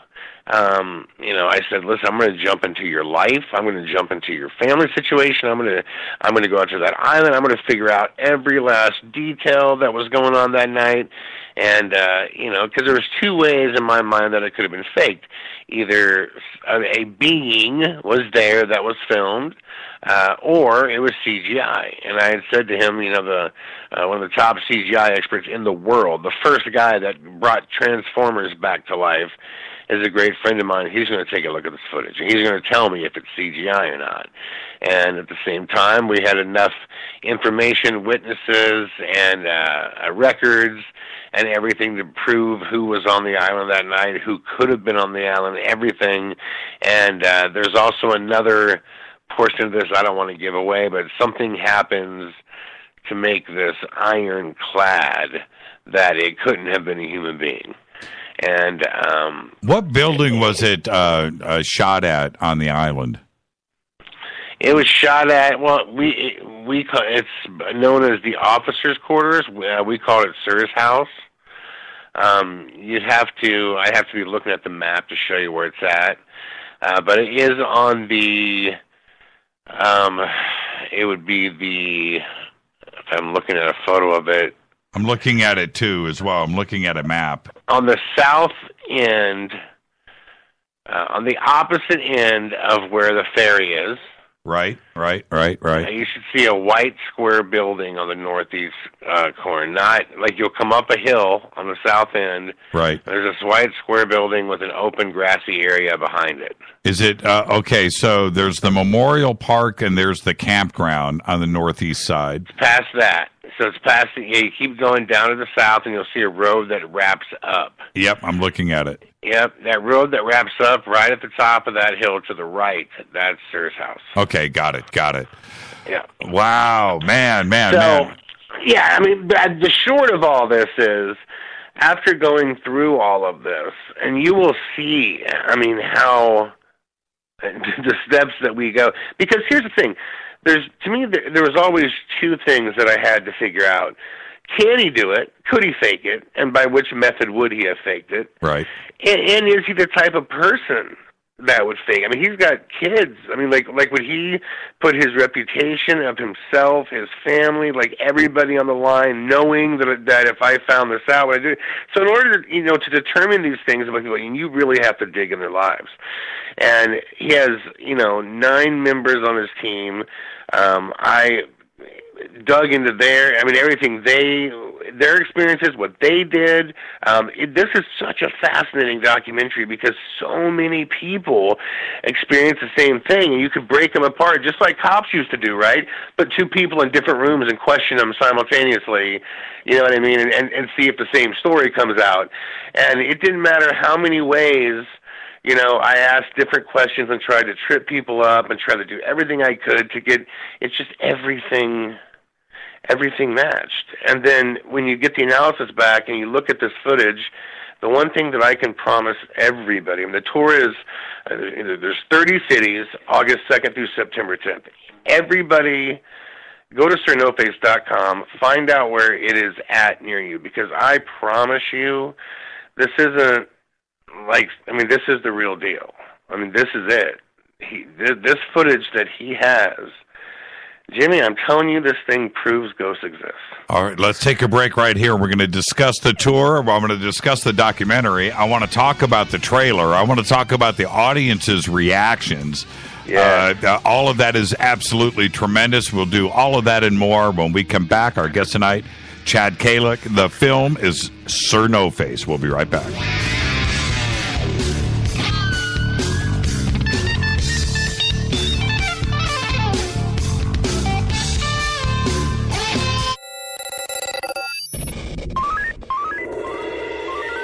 Way out here, we listen to Jimmy Church. You're listening to Fade to Black. Always on the edge of the hottest alternative talk. Jimmy Church with Fade to Black. KGRARadio.com. ¿Qué tal, mis amigos? Yo soy Mario Carson, el tiburón, y los invito para que escuchen a mi buen amigo Jimmy Church Radio. ¡Claro que sí! So I get out of the shower this morning. I'm looking in the mirror, and not to brag, but my beach body is coming back. I'm not fearing shorts and bathing suits this summer. And thanks to nature'syouth.com, I'm here to help you too. The anti-aging experts, Nature's Youth RSF, they've developed an all-natural amino acid supplement that supports my body to naturally increase HGH levels without synthetic hormones. You see, HGH, or human growth hormone, it's produced by the pituitary gland, and it's essential for growth and regeneration of my cells and tissues. Elevated HGH levels can contribute to not only increasing my energy, improving my libido, and reducing my body fat, but overall improving my exercise capacity. Now, just by watching what I eat, doing a little exercise, and taking my daily dose of Nature's Youth RSF, I'm in a swimsuit, and I'm happy to be there. My beach body is back. I want you to get yours. Join me today and look better and less with help from Nature's Youth. It's easy. Go to nature'syouth.com. That's nature'syouth.com. And bring on the sunshine. You listen to us, and we listen to you. And so does the CIA. KGRARadio.com. Hi, folks. CBD is the home run hitter for health right now. Why, you ask? Because of what it does for the body. Unfortunately, I can't tell you all about the benefit. There's reasons. Do your due diligence and log on to ancientlifeoil.com. That's ancientlifeoil.com. Ancient Life Oil uses organic ingredients and is blended in coconut oil for some of the best benefits. Legal in 50 states and non-psychoactive. Log on to ancientlifeoil.com. That's ancientlifeoil.com. You are listening to Fade to Black with Jimmy Church on the Game Changer Network. Oi, oi, I'm Reese Evans. You're listening to Jimmy Church. This is Revolution. The revolution will not be televised. The revolution is on radio. Ciao.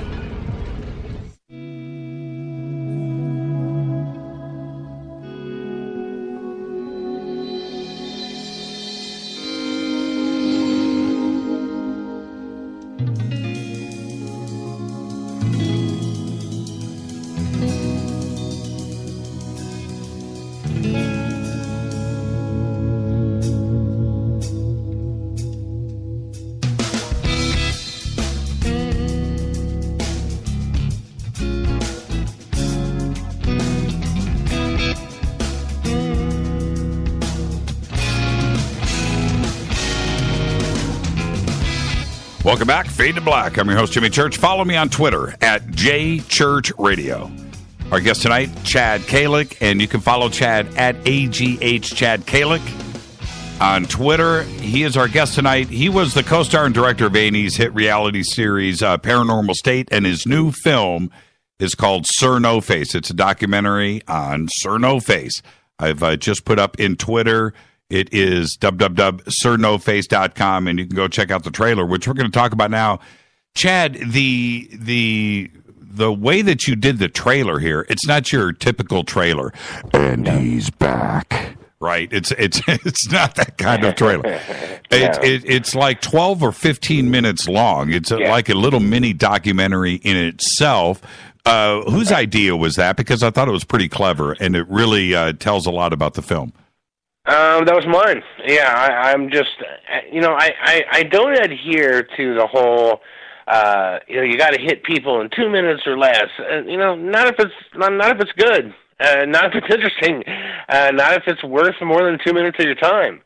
And I think, Craig's story, I think capturing the piece of evidence that I believe definitively proves a ghost exists, I think is worth people's time. And I think it was really important to show the responses that people that are admitted skeptics that are coming, to the screenings, that are walking in saying, look, I'm a skeptic, I don't believe in this stuff. And to see, how hard-hitting the film is and how it affects them. I think, I wanted to make something that stood out and said, this is something different. This isn't like the other paranormal stuff you've seen. Like this is real in the most sincere form of the word. And that's when, that's how the kind of lengthier mini documentary came about, was to give people an idea of what the tour was like and what, the experiences people were having, and also the power of the film itself. Now, the trailer is a documentary of the documentary. And one of the things that you explain there, and I want you to walk me through it, is that this is your adventure of attempting to debunk Craig's footage. So you have to assemble a team together, and you guys start to watch the footage. So how did you put the team together? And as they started to watch the footage, what was their reaction? Take me through that process. Yeah, I was the first person to obviously see Craig's footage, so I had to basically lean on the guys that I knew in the industry. And one of the great things about working in the Hollywood industry is, we understand how things can be faked as filmmakers and editors, and we're familiar with the software that people use. We have friends in the industry, so it's very easy for us to kind of debunk things. And each person that I showed it to on my team, I mean, they all had their own unique approach to it, but everyone was equally staggered by it.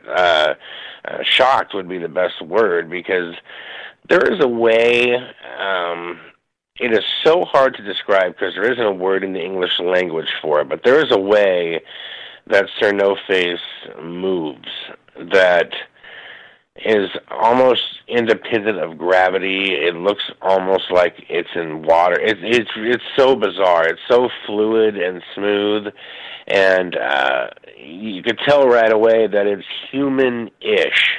You know, it's in the figure certainly of a human being, and but there's just like nothing works. The physics of the body don't work the way the physics of our body works. But this is something that's very there. You don't have to squint to look to see it. I mean, it's like blammo, you know, right in your face. And you know, my team was floored by it, and everybody couldn't wait to take a crack at it and try to figure out, you know, how could they have faked this. And did you attempt to recreate it? Oh, 100%. I mean, right. So did Craig, and we also did that with one of the top CGI experts in Hollywood, which you'll see in the film too.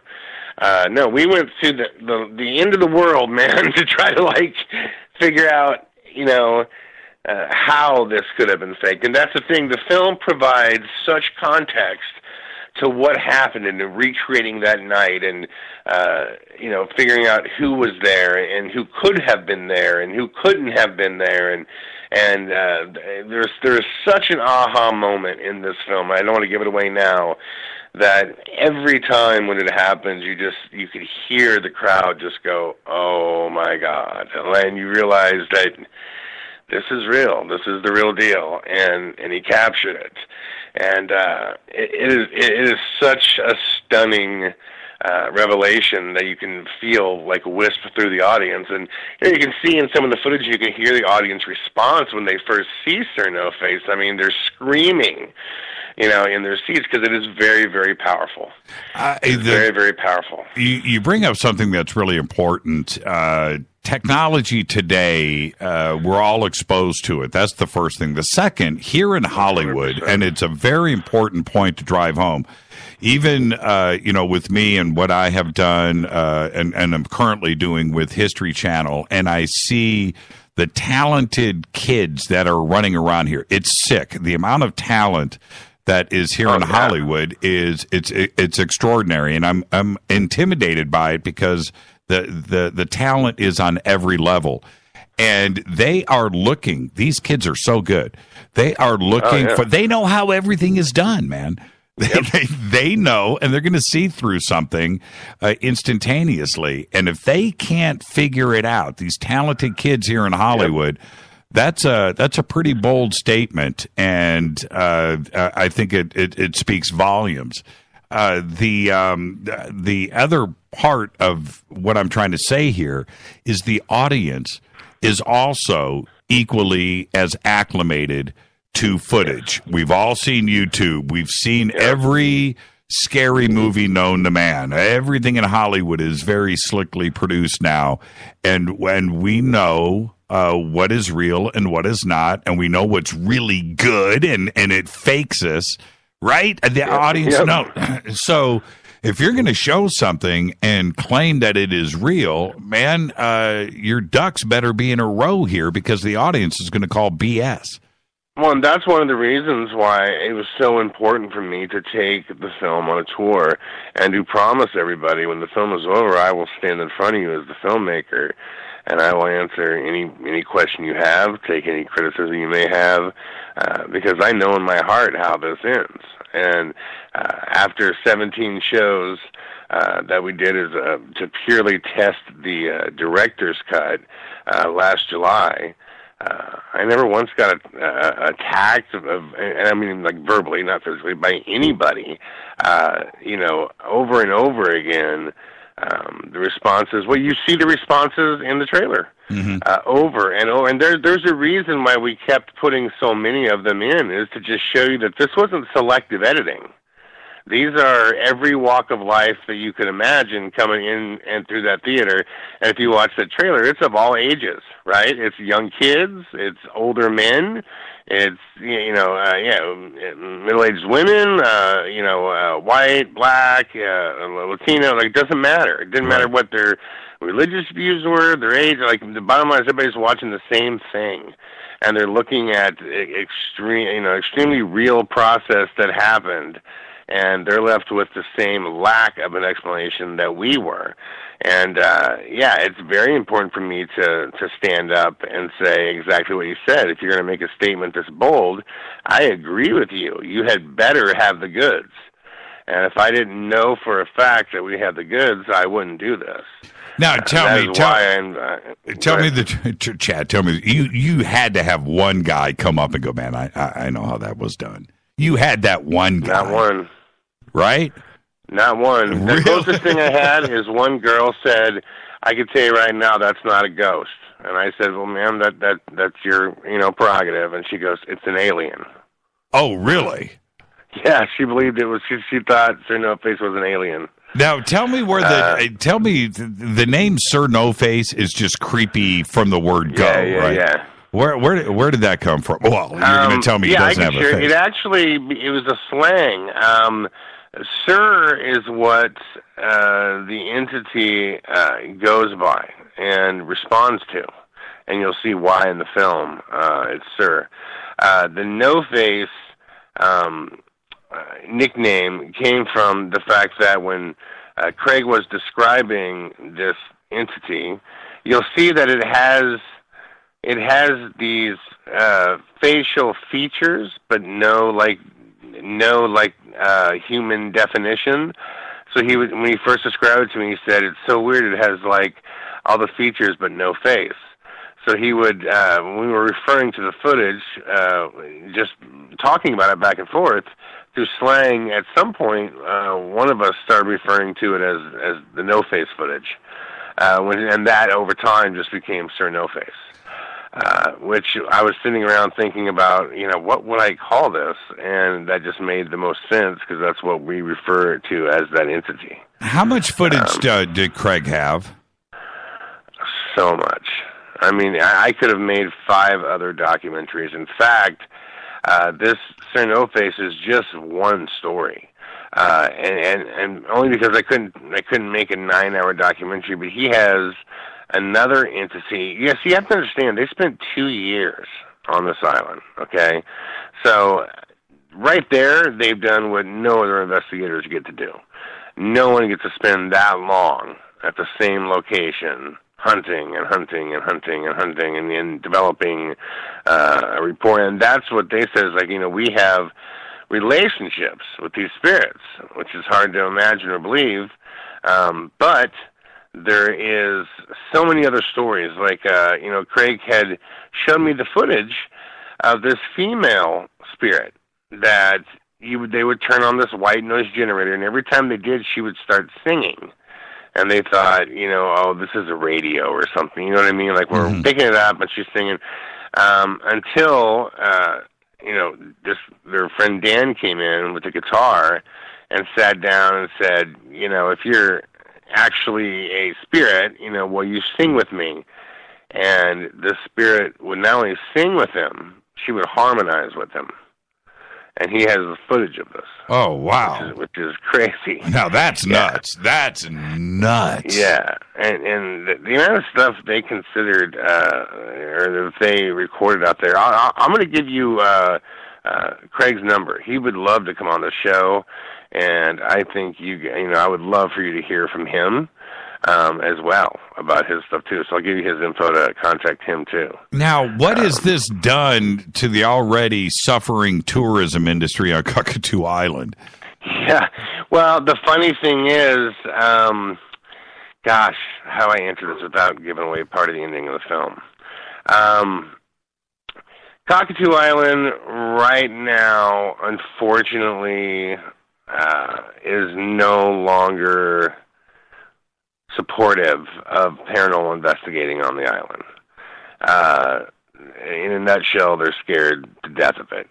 And when the word got out that the government was sanctioning a paranormal investigation, there was also kind of a crap, we got caught type of thing.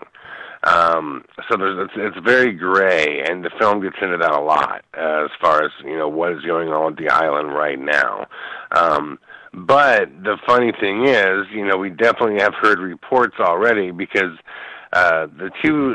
we did 3 shows, 3 screenings of NoFace in Sydney within 24 hours, and they all just sold out, bang, bang, bang, bang. So people are just super excited about it, and the legend has grown over there so much that we have a couple friends over there that know people that actually work at the island, and they're saying that they are regularly visited now by people who want to see NoFace and want to go to NoFace's building, which is pretty interesting. Which I really think the government should allow people to experience things there. I mean, I had the chance before the last paranormal investigation conducted on Cockatoo Island. I was able to take part in before they canceled them all and shut it down and don't allow it. And I experienced all kinds of stuff. I literally followed a gentleman into a room that we were just investigating. And when I say followed a gentleman, I followed a man. Like I didn't think it was a ghost in any capacity. I went outside to have a cigarette after we were hunting for a while. I came back in, and there was a man standing by the door of the room that I was just in. As I approached him, he walked into the room that had no other exits, in which there was nobody there. And this happened, minutes, after the first, half-hour ghost session that we did. No, you're saying you followed him into the room and he wasn't there? Yeah, it's still the only way I can describe it. Like I came around from outside having a cigarette, and there was a man. He had a longer black trench coat on, and I thought he must have either been with another group, because we had 3 groups that night, or I thought he must work for the island. So he's probably about 15, anywhere from 10 to 15 feet in front of me. And I watch him turn the corner and go into the side room we were just in. So again, I'm thinking, he must be like cleaning up after us to see if anybody left anything in there, like what's going on. And I walk into that side room. Yeah, there's nobody there. I mean, I don't know how else to explain it except to say it was empty. I mean, and I sat there. I probably sat there for like 5 minutes going, am I losing my mind? Like, what? How can this all be happening so fast? I mean, we also, it's the only way we can describe it is in front of like 25 of us during the ghost hunt that we were at. It sounded like glass was breaking in the room, which there was no glass breaking. And then it sounded like metal was being thrown across the walls in the room, in which we could not find any even loose metal that could be thrown. So there was all kinds of weird stuff going on, on the island. How's and is the government, I mean, are they admitting that they sanctioned this? I mean, what is their position today? They neither confirm nor deny, because we have all of their correspondence. I also have the correspondence of them asking us to take their names out of the trailer. Which I have that correspondence as well, which I refuse to, because they are working in an official government capacity. That's a state-funded, country-funded organization. It's a public organization. So, yeah, they know. There's no. Yeah, they're not denying or. Except they're not addressing it. They refuse to talk to me about it. And then, like I said, the correspondence we have is them saying, this girl that knew Craig saying, could you take my name out of it? We were good to you, and now you're including this, and trying to like guilt trip him into taking her name out of it. And my whole thing is like, you sanction it. What do you? You know what I mean? What's there to hide? Are you going to be on a no-fly list to Australia? Stop at customs. I'm certainly nervous about going back. I mean, just to be completely real, because you never know. You know what I mean? You don't know what's going on. Craig has a very bizarre story about 2 gentlemen visited his house on a Sunday afternoon and basically told him, you're not making NoFace. It's not going to happen. And which Craig said that both the guys were smiling at him, and they were just sitting there like, one was like, I think he said, chewing gum or acting like he was chewing on a toothpick or something, and the other one just kind of laughed, and Craig was like, well, I'm not the one making it. Chad's making it, and this guy essentially, told him, well, no, he's not. I can promise you this. So I mean, and the only place these two people could have come from, and I never saw these people. Craig swears by this, swears on his life by this. The only place they could have come from is the government, right? Where else?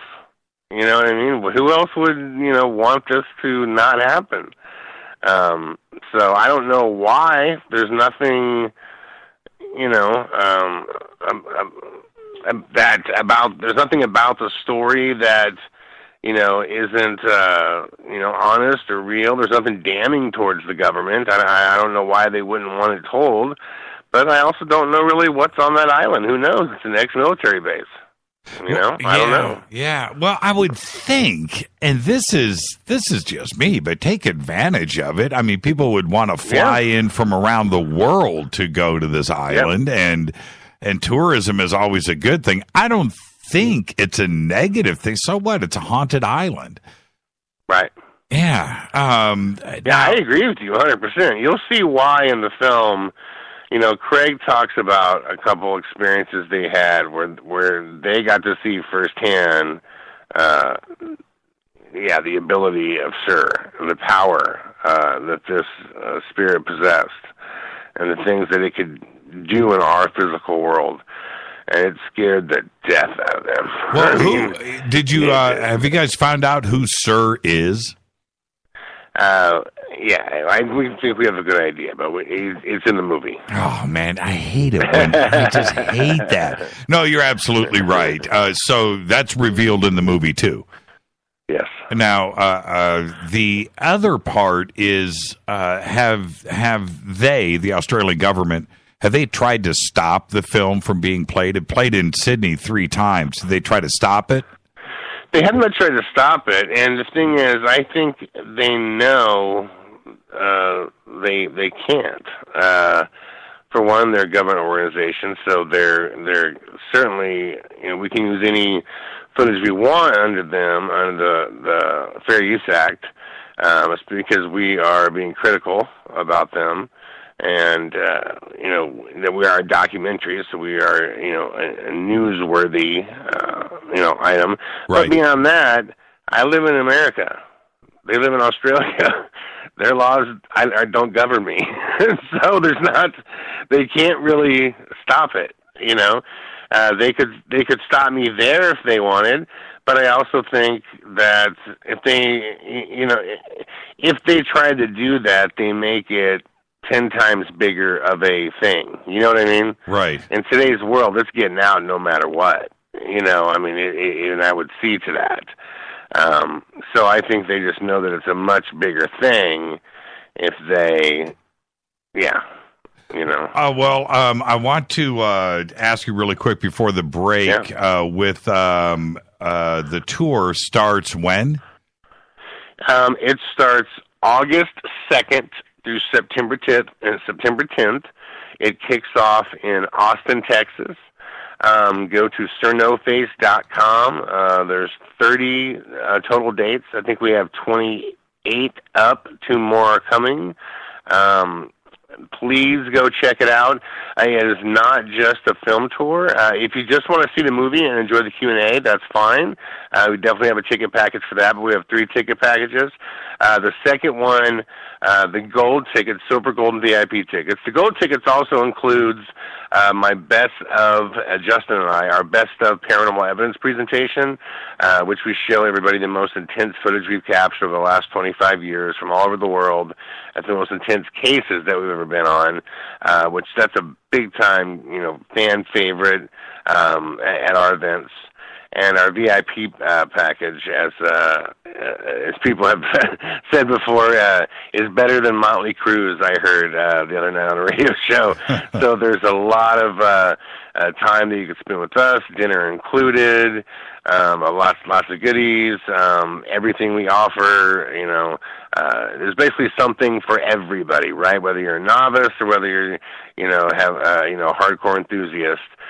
visit NoFace.com and help us spread this word. The reason we're going city to city like this, besides basically winning over the court of public opinion, is we're trying to raise not one blip of a media story on Fox News, but we're trying to raise 30 regions of media about what this is, because the world needs to see what Craig captured for sure. Now, I have to, I just pulled out my headphones here. Everybody's watching me live on the video in the bunker.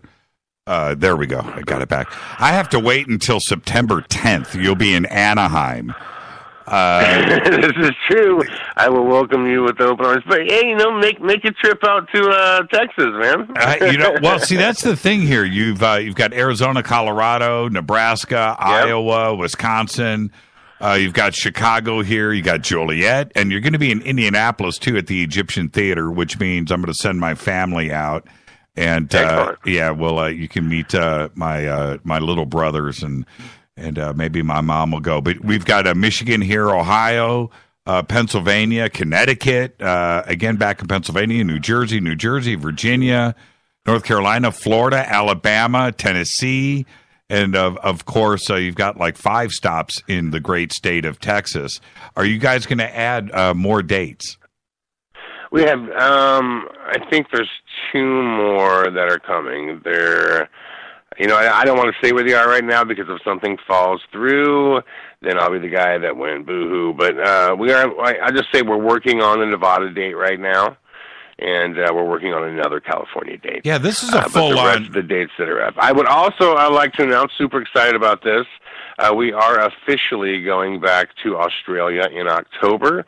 We'll have the actual dates here very soon, but we did receive a formal offer to bring us over, including a date in Auckland, New Zealand. So that's going to happen in late October.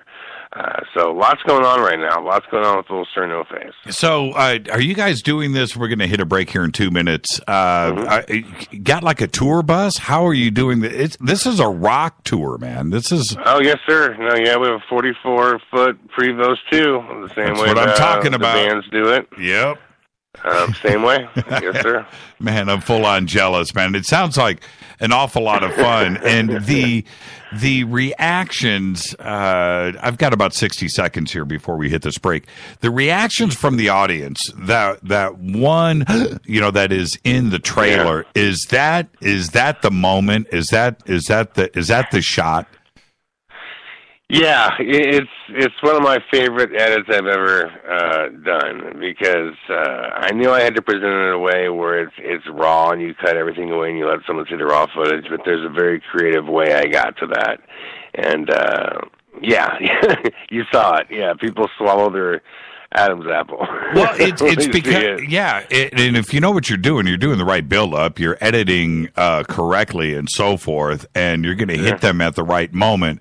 But you can tell, and like I said, today people know right from wrong, and it's a pretty stunning moment in the trailer. Let's take a break right here. Our guest tonight, Chad Calek. Now, when we come back, I'm going to ask all the questions I need to know. Do you ghost hunt your own house? That's the first thing. and we're going to go through all of that next. We'll be right back with Chad Calek. Stay right there. Hi everybody, this is Rob Halford, the Metal Guard on JimmyChurchRadio.com.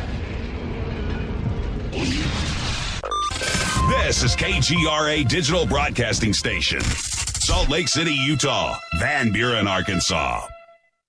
Okay, nurse, let's get this man to the ER stat. Right away, doctor. We see this every day. Heart attack or angina pain due to blocked and clogged arteries. Chelation can remove obstructions or blockages from arteries and help avoid painful and expensive surgery. Now there's Angioprim. It's a liquid oral chelation product that you take with juice. You start to feel the results fast. Angioprim increases blood flow all over the body, and that means more energy and strength to take on the day with less aches and pains. 60 years of research has gone into chelation, and Angioprim is the result. A safe and easy way to unblock your veins and arteries from buildup that slow circulation. Paging Dr. Jones. Please report to the emergency room right away. Log on now for a special radio offer from Angioprim. That's angioprim.com/radio. ANGIOPRIM. angioprim.com/radio or call 877-882-7221. That's 877-882-7221.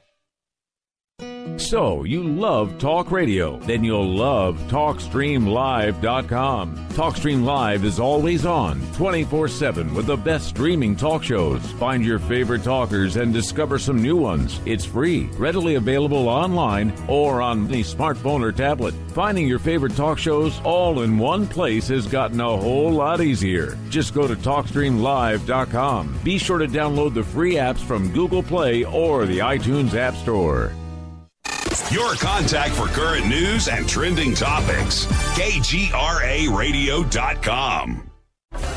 Did you know that when you're on the road with limited data or Wi-Fi available, you can still listen to every minute of Fade to Black by just calling 605-562-4482. No smartphone, app, or internet needed. It saves your data plan and no extra cost if you have unlimited minutes. Just call 605-562-4482. You can listen to me, Jimmy Church, on any phone, anytime, anywhere. Go Beckley Tappy.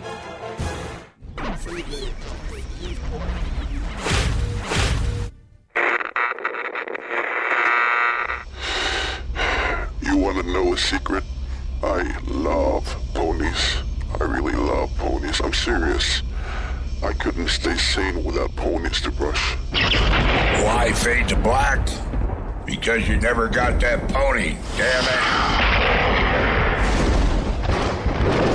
it. This is Fade to Black with Jimmy Church on the Game Changer Radio Network and KGRA, the Global Radio Alliance.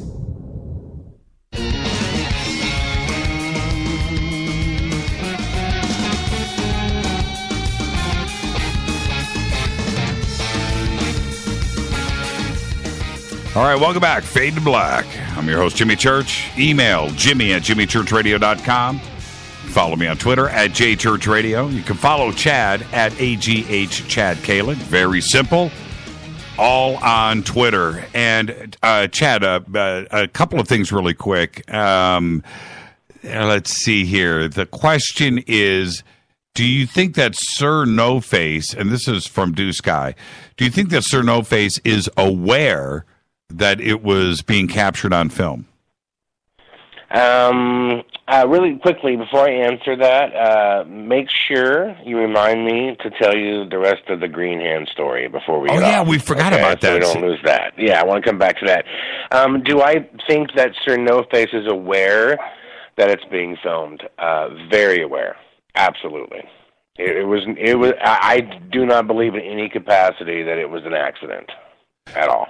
And Mark from Australia just chimed in and said the state government is incompetent. So there you go.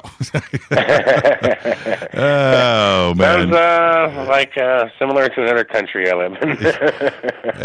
Here we go. Yeah, you will be stopped at customs now for sure. Now, this is the thing when it comes to ghost hunting shows. Now you've got everybody sitting around their house going, I can do that, man. I'm going to do my house. And they go to the local electronics store, they buy a digital recorder, they buy a video camera, they get a Ouija board, and they're walking around their house throwing salt over their shoulder and yelling stuff out. Is that a good idea?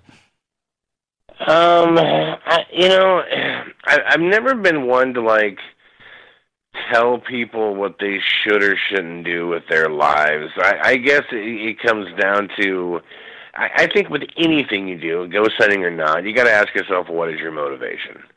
If someone's doing it because it's the hip thing to do and they want to just impress somebody, or they're trying to get a TV show, or probably not, the best intentioned thing. If they are unaware of what they're playing with from a spiritual standpoint, could be not the best thing either. Believe it or not, for somebody that's not overtly religious, I am spiritual, but I do strongly urge people not to play around with Ouija boards. I've just been involved in too many negative cases that, 90% of the time, a damn Ouija board's there. and someone's messing around with it. And I think, it's one of those things where you're, it's not even the board, it's what you're doing with it. I mean, it could be a Ouija banana or a Ouija, whatever. It's something you're using to say, use my body as a vessel, speak through me, take over the one thing that is my greatest gift, which is free will. Right. And it's when bad things happen. And so, I think with anything that you do, just, ask yourself, what is your intention? What is driving that act, whatever it may be. So. What's a good starter kit for that ghost hunter that wants to go and do things? What would you advise them to go and start to put a kit together with? Probably a wave recorder. It's the cheapest, easiest thing, and EVPs are fun. You could definitely, hear things, capture things. EVP phenomena is very real and can be captured in a lot of places. Outside of that, just your standard HD camera. I mean, I'm very old school in the sense that I don't, when I was ghost hunting, I wouldn't use, millimeters or K2s or kind of what we call the electricianer's tool, the tools that go in an electricianer's belt. All those little buzzy lights and stuff, because I don't know what that means to me. I mean, a light buzzing or turning on, could mean someone started the microwave next door. I don't know I don't know what that means. But if I could see it or if I could hear it, and it's visible or audible, and I could clearly make it out, and there's an intelligent response that's timed and makes sense in the context of the investigation where I'm at, then I'm interested. And it doesn't take anything more than a camera or a wave recorder to be in business. Why is it that digital recorders, a wave recorder, digital recorder is just so successful? Is it because these apparitions or these spirits are they electronic? Are they electromagnetic, and they're able to infest or affect a digital recorder in a way that normally wouldn't happen? Well, I think it's a fact that our bodies are electric. When someone has an epileptic seizure, they're quite literally having an electronic storm in their brain, an electrical storm in their brain.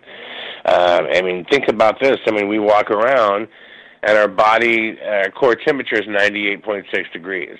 Why? What's heating it?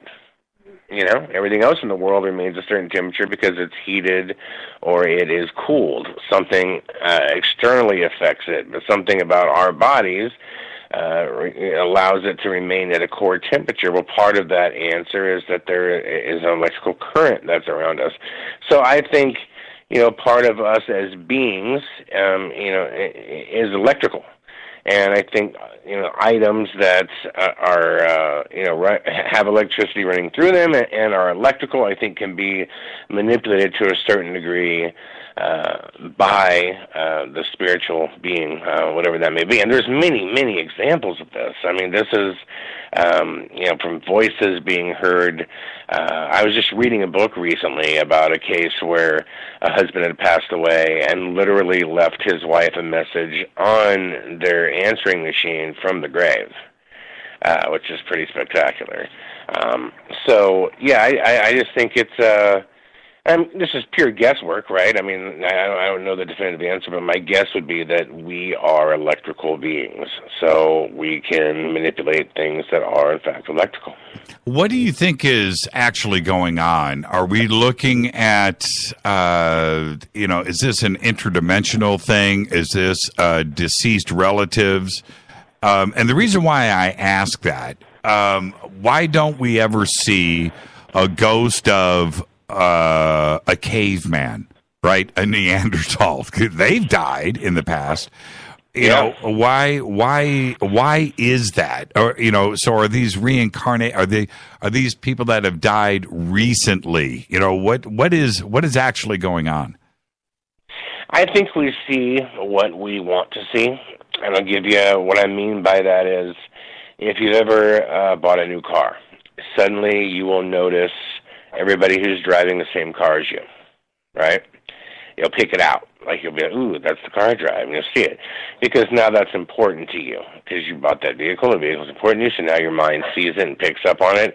I think when someone is ghost hunting or they're spiritually seeking out contact with the ghost, they have a predetermined kind of thought as to what that thing is going to be.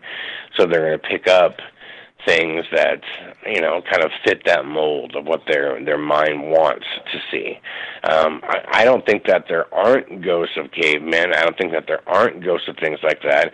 I think that in our daily routine, you know, we don't look for those things. You know, for example, I drove home today from it was a place I was at 12 miles away, right?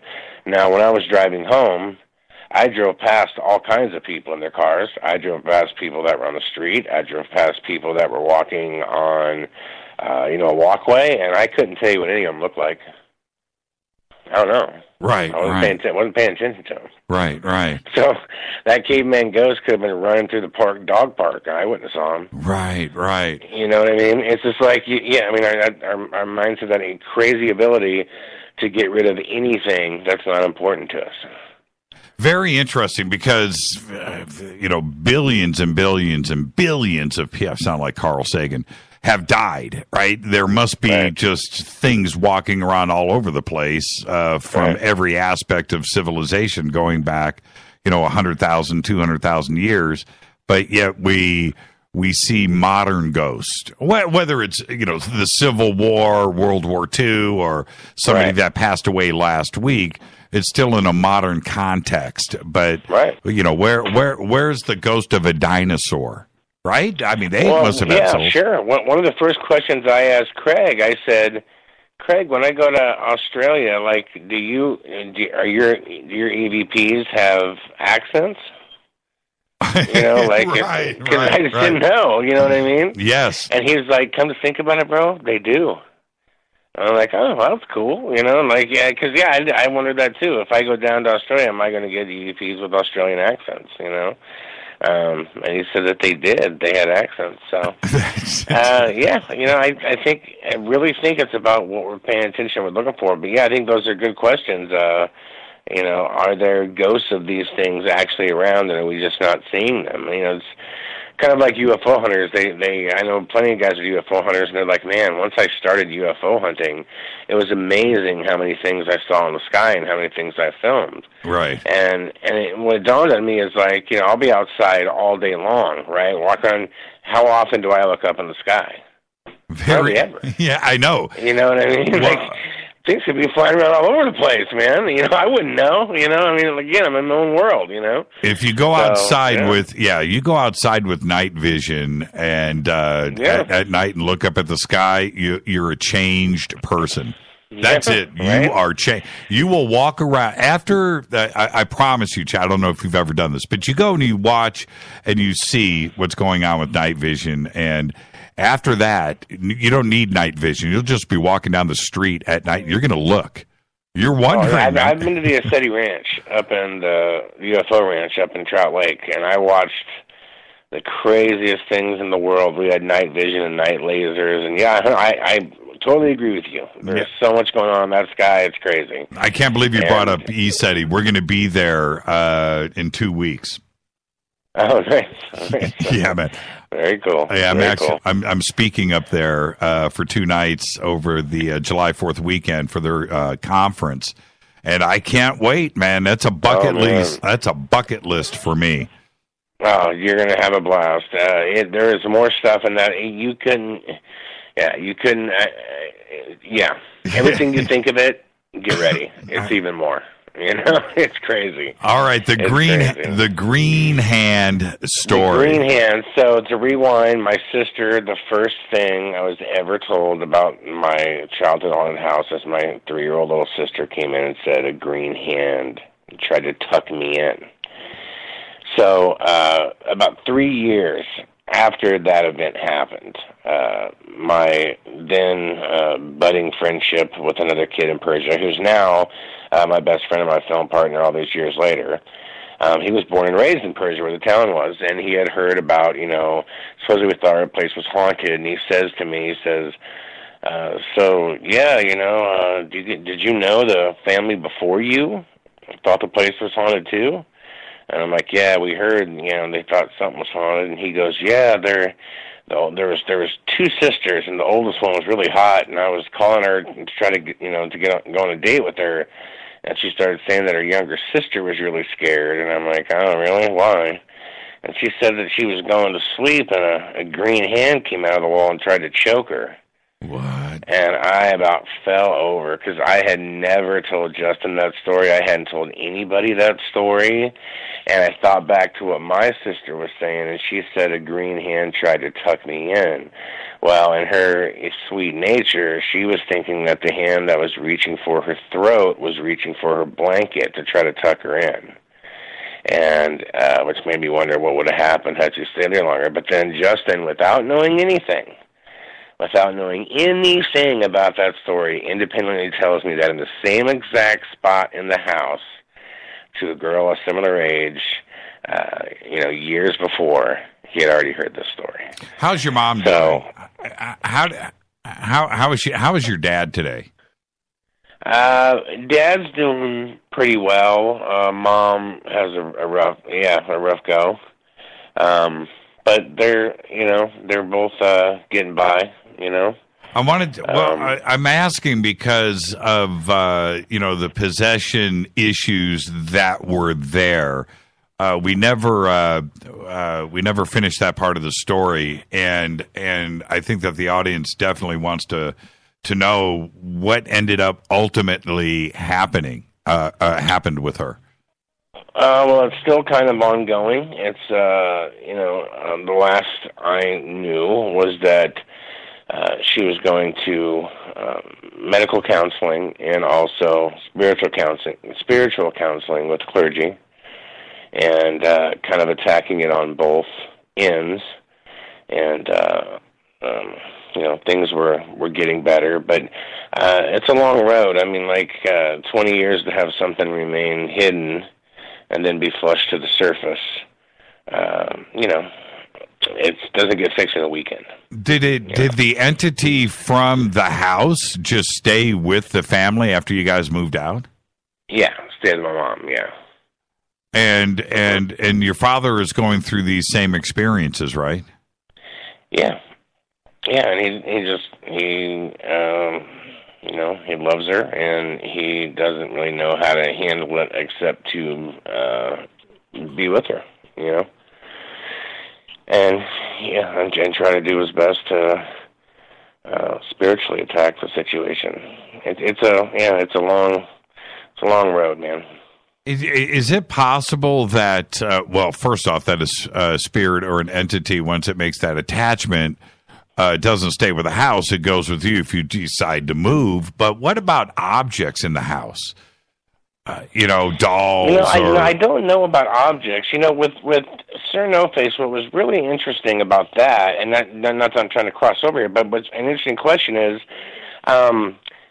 Craig talked about how at one point he was having a conversation with Sir, and Sir was doing things like knocking to say yes or no, and Craig was looking out the window, and he's saying, this is what I see, this is what I see, you look out this window, do you see this here, do you see this here? Mm-hmm. And, Sir described something completely different than what Craig was seeing. Now, the reason I bring that up is because when it comes to objects, I think what you're talking about is ownerships and belief systems which change over the course of time. If you handed me a Catholic St. Michael's medallion, right? And this was in the Roman era. That thing's powerful. That withholds a lot of belief. There's a lot of actual use for that type of thing. Or if you hand it to me years later, in this scenario, if I'm not a Catholic, I don't believe in the archangel, that object doesn't mean anything. So certainly belief has a lot to do with the power of objects and spirits at different times and different time frames.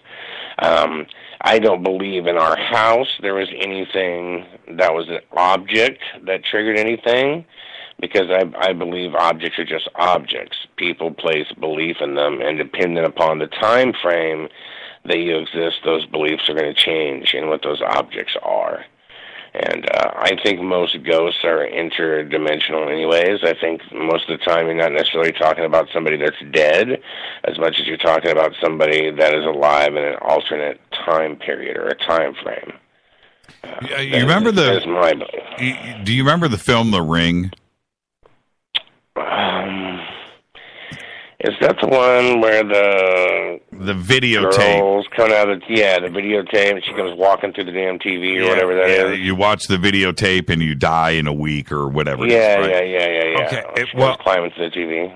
Right. And so that entity was attached to the videotape, right? Right. Sir NoFace is now in a movie. Oh, could Sir NoFace, right? Are you with me on this? Could Sir NoFace now travel from Australia to Austin, Texas? Well, I don't believe they live in a dimension with walls of bears. I think Sir NoFace could blink its eyes and be in Austin, Texas. It's interesting. And, we captured him on film, so I will say it is powerful when you see it. But I don't know if that's just because it's just visually as good as it is and as kind of shocking as it is. I don't know. I don't know. My gut, tells me that these things are where they want to be whenever. I don't have any proof to say that they can be embedded into things. Who knows? I guess that's part of the journey and the mystery, right? Yeah, maybe so. Absolutely. Okay, I'm going to hit you with a few quick questions, rapid fire. Most haunted city in America? Most haunted city in America, I would have to say, oh God, really quickly, I guess Salem. I thought you were going to go Asheville. Okay, Salem, close enough. What is more haunted, hospitals, schools, or prisons? Oh, hospitals, easy. Oh, really? Yeah, I'll take a hospital over a school or a prison any day. Prisons are up there, but hospitals, I think, far more people die at hospitals. Yeah, but that prisons, man, that's some nasty stuff going down there too, as well. Yeah, prisons are. Yeah, but if you ask me, I guess you define hospital, because when I think hospital, I think like mental hospital. I think like brutal, like brutality and people tortured and things like that. If it was like a nice mercy hospital, then no. But yeah, I don't know. That's probably debatable. You can probably pick it. Most prisons I've been to are pretty awesome. So best EVP you've ever recorded? Oh, it was funny. It was actually hilarious. I still have it somewhere. Basically, I was inside the house and I had my camera that was on a recording, and I left my wave recorder in the car. And I turn around and I go, God bleep, I left my frickin' wave recorder in the car. And the EVP went, you dumb mother bleep.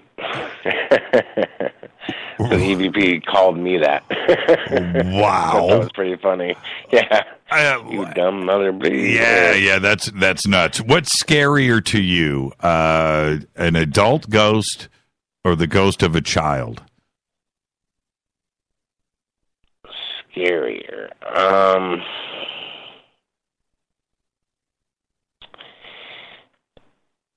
The ghost of a child would probably be a little creepier to me because a lot of times that's fake.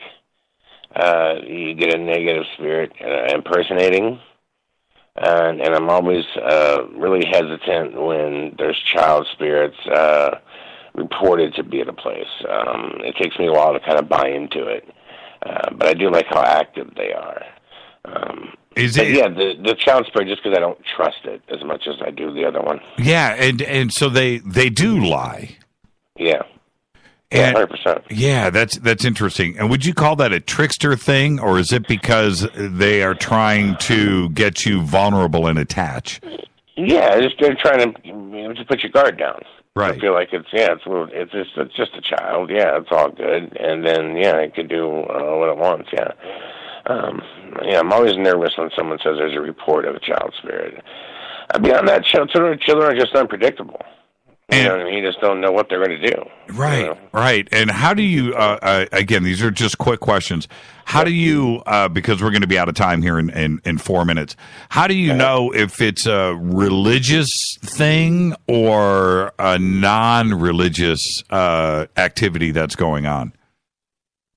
In regard to what? You mean activity in the house? Yeah, is it demonic or is it just a spirit?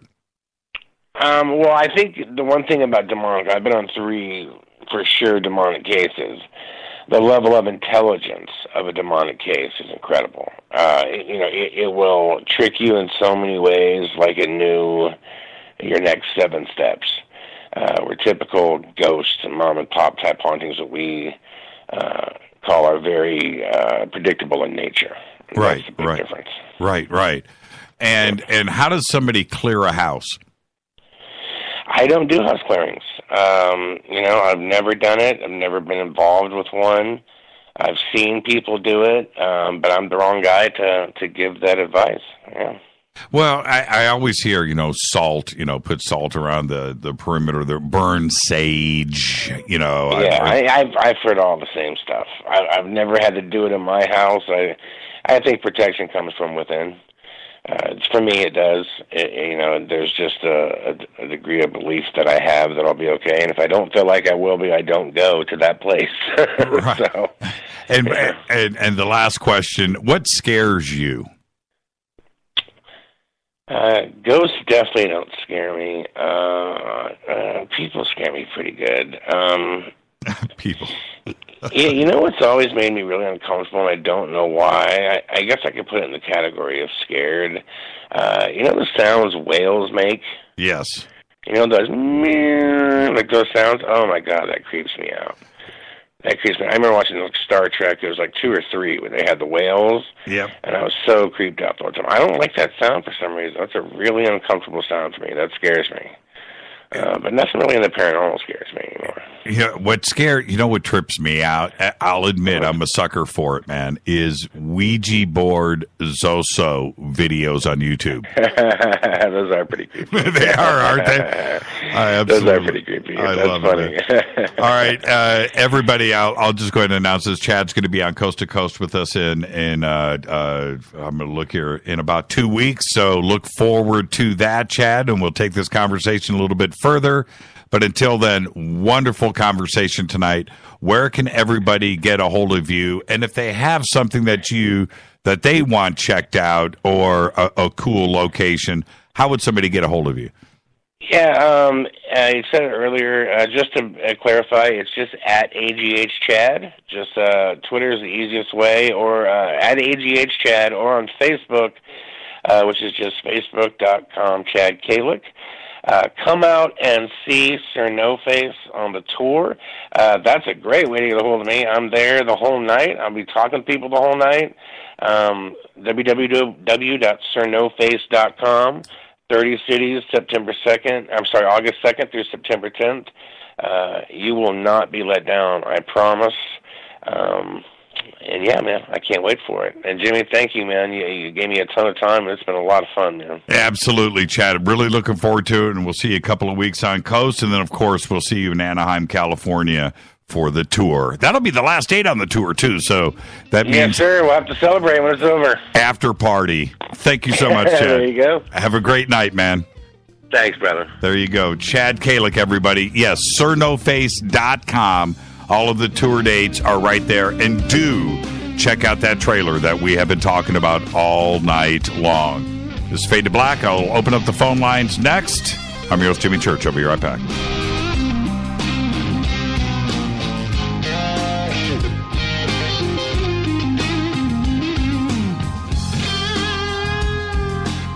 Hey, what up, y'all? It's your girl Vivica Fox here, and you are listening to my boy, Jimmy Church on jimmychurchradio.com. Despite popular opinion, reading a book will not make you smarter. But listening to Jimmy Church will. So you went to dinner last night, you had your favorite pasta. Ugh. Or maybe you had a heavy, spicy meal and it left you. Ugh. GetTheT.com. Maybe you mowed down a huge steak and your plumbing is all plugged. Ugh. GetTheT.com. Our super strength tea will take care of your occasional. Ugh. It's all organic and non-GMO. Get rid of ugh. We have so many great supplements, but our super tea is number one. GetTheT.com. That's GetTheT.com.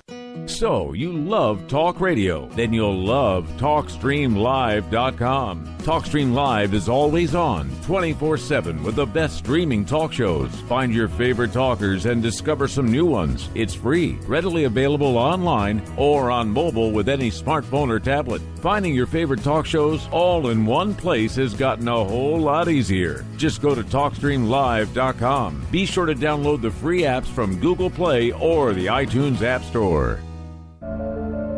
When you take the beans from Central America with dashes of Indonesian and African mixed in and then roasted to the dark side of fade to black, you create the ultimate brew of fringe. Introducing the Fade to Black blend from River Moon Coffee. Yes, River Moon's darkest customized roast was created for the love of Fade to Black. The alchemy of masterful roasting and smoking the beans is in every sip of this full-bodied, dark Java. I need my coffee dark, deep, with distinct bittersweet chocolate highlights, just like the bunker. Leaning further into the darkness of the roast is Fade to Black blend from River Moon Coffee. Just click on the banner at jimmychurchradio.com and use the promo code F2BBLEND for 15% off of your order today. Go Beckley Teppy. What's up, Fadernauts? Studio Dome loves Fade to Black and the F2B audience so much that they have put together the ultimate stereo Bluetooth system. They've done it just for you. Man, check this out. The Studio Dome SBB2 stereo system is here. It's featuring two Studio Boombox 2 SBB2 wireless Bluetooth speakers, packed in its own custom hardshell case. This Studio Dome system features the very latest in stereo Bluetooth technology. The two full-range boomboxes are in true wireless stereo. You've got to hear this. It's amazing. It's just $129 and use the promo code JCRTWS and you'll also get free shipping. It's simple. Just go to jimmychurchradio.com, click on the Studio Dome banner. Go Beckley Teppy. Erica, Brittany, Gabby, and you're listening to jimmychurchradio.com. It's not a lifestyle we chose. We were born this way. KGRAradio.com.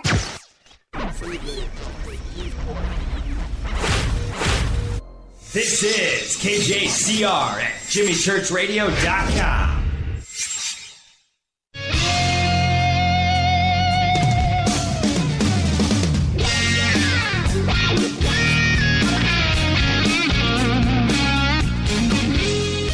Welcome back, Fade to Black. Thank you, Chad KCK. Amazing conversation. Thank you so much. NoFace.com. Go and check out the trailer, and all of the tour dates are right there. And go and check it out. And, you know, I should have gave away tickets. I wasn't even thinking about that. But nonetheless, go check out the trailer, NoFace.com. I'm looking here at this massive fire in London with this high-rise building. I'm watching the video now. I did get tweets about this. It's in West London. Man, our thoughts with the families and everything. I'm just hoping nobody is stuck inside this blaze. I haven't had a chance to go and check out the details on this, but that is absolutely an unbelievable sight on television right now. That is unreal. So there you go. Our thoughts, man. London, UK. Whew, man, look at that. I mean, it's the entire building from top to bottom. That is 40 fire engines, 200 firefighters, West Estate Tower in North Kensington. Absolutely incredible. Okay, there you go. Oh, man, for everybody that's listening over in the UK, our thoughts are always with you, and that is just absolutely intense. All right, I've opened up the phone lines, 323-825-5045 or 323-275-9695 are the numbers. And I have to say, when you go and you present something like this, and I think Chad is being very honest about this. Today, when when somebody sends me a video and I look at, ghosts, but UFO video, I mean, some of it is done by some very talented people, right? Again, very talented, good CGI, and 99.99999% of everything is fake, and it's so easy to do. There's probably, I'm not sure, man, but there's probably a UFO video software out there, right? You just go and create it yourself, and I just know, but and audiences today are very, very, very savvy. And if you're going to go on tour and you are going to say that this is it, I've tried to debunk it, here's the video, and you better be bringing the goods, because everybody is savvy. I have, it was like 2, maybe 3 years ago, I drove Rita crazy. I watched ghost videos for about a month. I mean, I watched them all. And there's so many compilations videos, 10 best ghosts caught on film, 10 million views, right? They're all over YouTube. And so I did, man. I just went and some of it was really, really fun to watch. A lot of it was. And then I went through, what's his name? Creepypasta. I did the creepypasta thing, listening to creepypasta stories. And I would fall asleep to them, listening to creepypasta. And I still do it, and so people are entertained with this stuff, and they're very, very, very acclimated to it today. So if you're going to do it and you're going to put this documentary together and you're going to go on the road, you better bring the goods. And I'm excited about the film, and I want to check it out. I talked to Chad, used my sphere of influence to see the film, and I could not.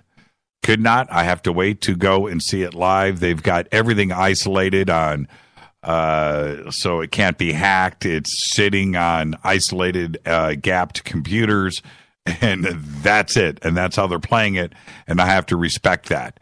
So I have only seen the trailer. I asked for everything from Chad, too, as well. And I know, he said, Jimmy, I want you to see it. I would, but I can't. And I have to respect that. So I have to wait till Anaheim before I can see anything. And with that, let me turn a knob here and hit a button. Let's go to the phones. Hi, you're live on Fade to Black. Who's calling? You're live. Hello? Yes, you're live. Oh, hi. Hi, Jimmy. I was calling because, just listening to this all the stories on the ghost, I've had quite a few experiences, and I don't know that I actually want to see this film based on what I've seen. It's really creepy when it happens to you, and it's happened on multiple occasions for me. And in your own home, you always hear the stories, right? But when it actually happens to you, you just, this chill comes over you, and you know what you've just seen, and yet you think to yourself, "Am I seeing things? Or is it real?" And, what did you see? It freaked you out when it happened. Yeah, what did you see? I've seen a few things in my house, and it's a new house. It's not, then again, I can't speak for the land. That's always another issue. Sure. But inside, my husband went upstairs to get ready for work, and I said, okay. And I happened to look up, and mind you, this is in the wee morning hours, like 4 o'clock in the morning, and I see him walking, or what I thought was him walking across the hall upstairs, because you can see from down below a walkway that leads into a rec room, which is completely empty, which is why I was kind of puzzled, because I only saw the lower part of legs walking across, and looked like a robe, what he happened to have on, and I thought, that's odd, why is he going over there? So I go to the bottom of the stairs, and I kind of yell up there, hey, what are you looking for? And no response. So I wait to see if he's going to come back out, and I go, what are you looking for? And I still got no response. Then I heard the shower door close in the bathroom that's directly behind me over the kitchen sink, because that's where the master bathroom is. Right. And when I heard that, I knew that wasn't him that I saw. And that's when I kind of got freaked out a little bit, and I just kind of shook it off and couldn't wait to tell him when he came back downstairs. But that's just one of many experiences that I've had. And like I said, when it happens to you, it's kind of jarring a little. I'm with you on that, and that is sometimes when you get that kind of confirmation, because it wasn't your dog, right? It wasn't your cat. It wasn't you. Your house, and when you hear something like that, then it's confirmation that something is going on. Did it freak you out? Did you get scared? Or do you just live with it?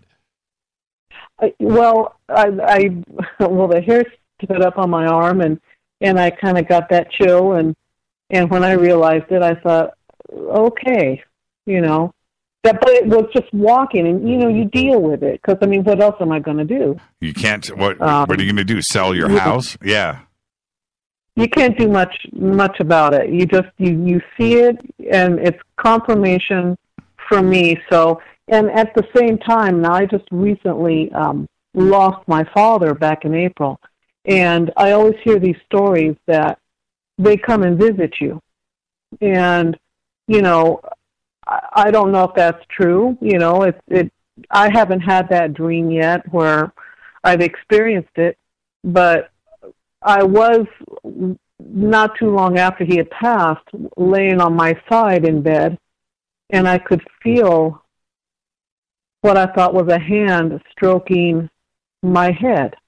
And I was thinking about him at that time, and, close to wanting to cry, but not crying, but I didn't move. As soon as I felt what I felt a hand stroking my head, I just stayed really still.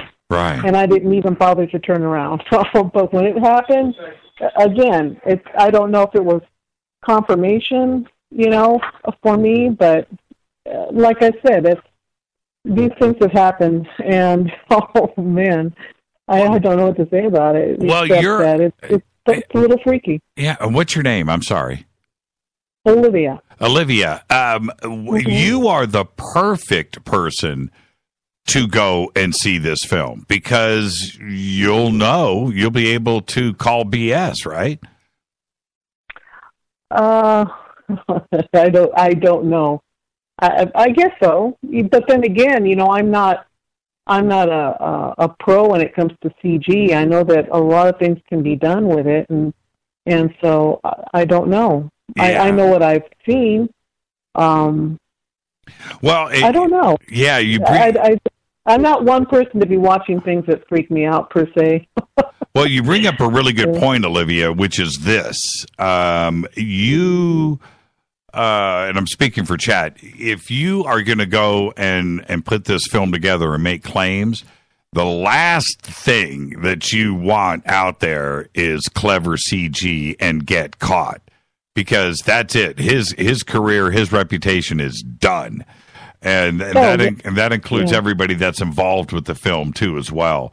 So I don't think it's CG. I mean, that would be a bad mistake. Yeah, I don't think, I'm not saying that that's what, what he did, but, I don't know, just knowing what I've experienced and continue to experience once in a while, I don't know. Right. I suppose I'm curious, and I don't know if I will, but I am curious about it, and because I have seen a lot of the paranormal stories, and I don't know what it is about it that draws you in to want to watch. Oh, that's exactly right. There's a part of you that gets freaked out about it, and you're like, oh, I don't want to see this. But then you get drawn into it, and you can't help but look. Well, I know you're going to go see it, and after you do, call the show, Olivia, okay? Okay, will do. Have a great night. Thank you for the phone call. You too, Jimmy. Thank you. Bye-bye. Yeah, that's a guy. It's almost a valid reason not to see the film, and I understand Olivia's point. I really do, but you know what? I think she's the perfect person to go and see the film. Let's go back to the phones. Hi, you're live on Fade to Black. Jimmy, it's Eric, the realtor from L.A. Oh, hey, Eric. How are you, man? Pretty good, brother. Tonight was really good. I got to say, I'm much more into the UFOs of it all. Right. I'm always a little more skeptical when it comes to ghosts. I don't know why, really, even, but I always am. Right. And tonight was good. This guy came across as totally authentic. I know, right? Well, yeah. Did you watch the trailer? I'm going to. Okay. All right. Yeah. Trip out on the trailer. The trailer is, like I said, it's like a little mini documentary. It's 12 or 15 minutes long. I can't remember. It's long and it's fun. And it sets up the film really, really well. Now, I've got to be honest with everybody. I haven't seen the film. I tried. You know me. I like to feel like I can talk anybody into anything, and I made no headway with Eric. So that was, with Chad, it just didn't happen. So I haven't seen it yet, but he did describe to me, which I don't want to give it away. He described with me fully what happens in this film clip, and I'm going to tell you, man, I can't wait to see it. I cannot wait. I so much want to tell everybody what he said because, he's very colorful. And I know the way that he described it to me is exactly what happens in the film. And I know why everybody is jumping out of their seats. I can't wait to see it. Honestly, Jimmy, let's say there's something real to this, right? The way this guy frames the story, it's going to be good. Yep. So, the way he framed his story about his childhood and the upbringing and everything and the green hand, it was just really good. Well, yeah, and Eric, you've listened to enough shows, and you know my take on this, and this is the truth. And my take is all of us, everybody in America, everybody has got grandparents who you go visit the house and you hear something and your grandmother goes, that's our ghost. Right? That's our ghost. Yep. And, right. So this is nothing new, right? And I grew up with it. Man, my Uncle Philip and my Uncle Bill used to mess with me at my grandparents' house. And I think I probably told the story before, but in my Uncle Philip's room upstairs, they lived in this old house in Holly, Michigan. Old house. And there was this door that went to the attic right to the right of my Uncle Philip's bed. And it was like a 3-foot by 3-foot door, square. And he told me, man, the boogeyman's in there. Don't go in there. Don't open up the door. I'm going to be sleeping out. This is when I'd be visiting, right? Now you stay in here. I'm going to be sleeping out there in the guest room. You just stay right here, but don't go in there. Right. That's all he had to do. Right. I was terrified of his bedroom. I never spent time. It was torture for me to go to bed Torture. I would sleep. I'm 5 years old looking at this door all night long, man. and ask me if I ever opened it. How wild is that? Did you ever open it? Nope. I don't think I. Nope. I honestly don't think I would have either. Nope, never did. I really don't think never did. I don't know. You know, Jimmy, I think people have one of two reactions, and I think was it Olivia? I think Olivia just framed it very well, right? You either you bolt, you sell the house for a loss, or whatever you got to do. You call somebody like me and you sell the house, or or you hang out and you become just kind of familiar with it, right? Like you said. That's just the ghost. Right. I've heard that story. Oh, that's our ghost. I've heard it 10, 20 times, you know, and that's just the way that it is. And our parents and our grandparents were cool with it. You know, that nobody was terrified. You know, you had to nut it up and deal with the family ghost. That's really, and I'm not planting a flag here, Eric. You know, I'm not creating anything. You know how many people are listening to what I am saying right now going, yep, my grandmother said that. Yep, my grandfather said that. Yep, absolutely. It's just it's a way of life here in the United States, and I'm assuming around the world. I just wanted, I know you got other people on the line, but I'll tell you, my niece, she bought a house on the cheap because someone had committed suicide in the house. Mm-hmm. Had hung herself in the closet, in her master closet. And I've always been into this kind of stuff. Again, a little more skeptical about ghosts, but the first time I visited the house, I walked in the house, I said, don't talk, everybody stop everything, take me up into the closet right now. I wanted to go up and see if I could get kind of a feel for it.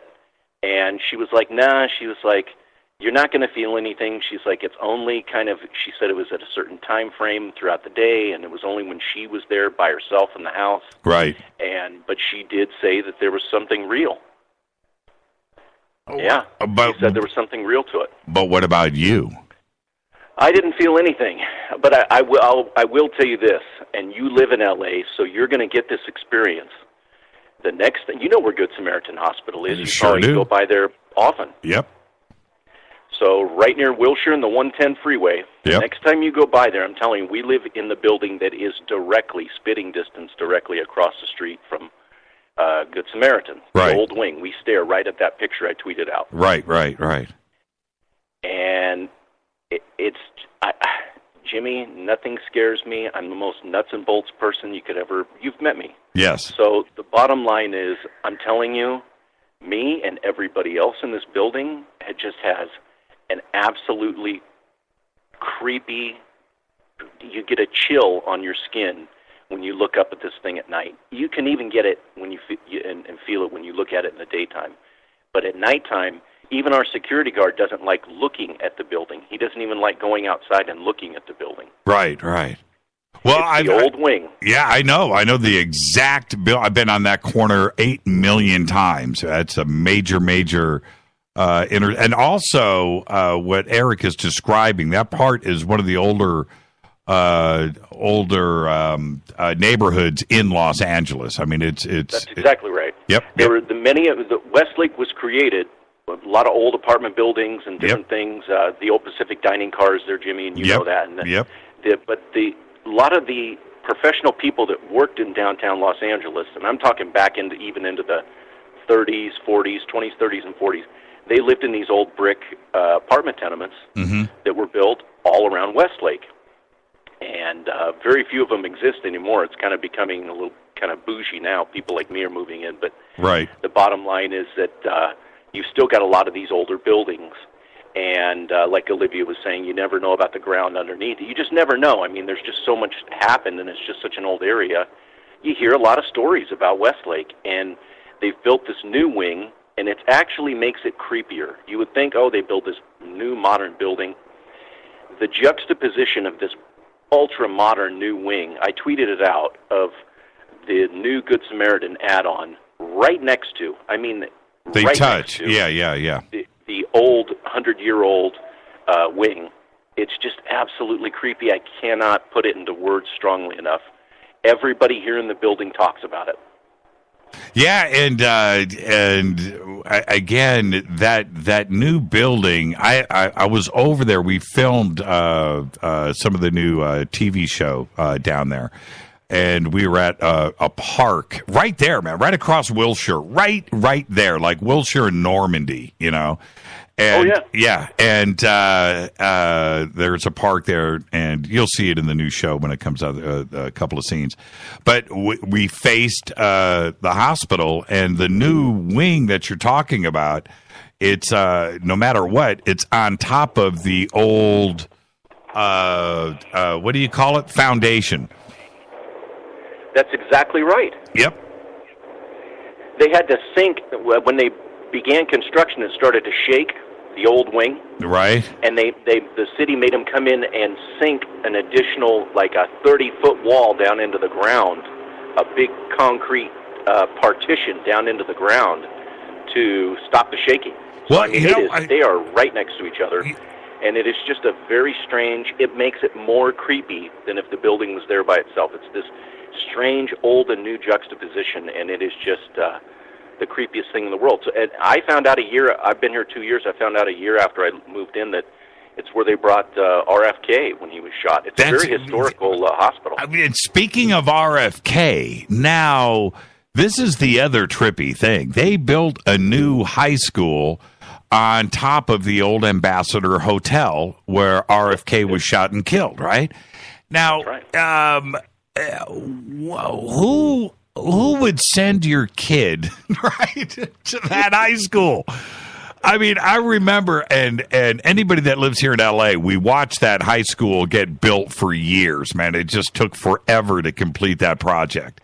And I'm thinking to myself, that's just a creepy idea. Why would you do that? Well, there's just nowhere left to go here. There's nowhere left to build, go, and live. So you just you take the ghost and you go for it. You build a high school on top of where RFK was shot in the kitchen at the Ambassador. That's right. We're crazy out here. That's why we all do it. Eric, man, you have a great rest of your night, my friend, and it's good to hear your voice. All right, you too. Good night. Good night, Rita. Bye-bye. Good night, Eric.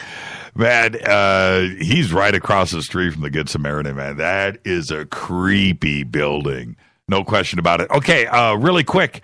For all of you flat earthers out there, there's an Arizona company. It's called Worldview Enterprises. And they plan to send flat earthers up on balloons into the stratosphere high enough to see the curves of the Earth and the blackness of space.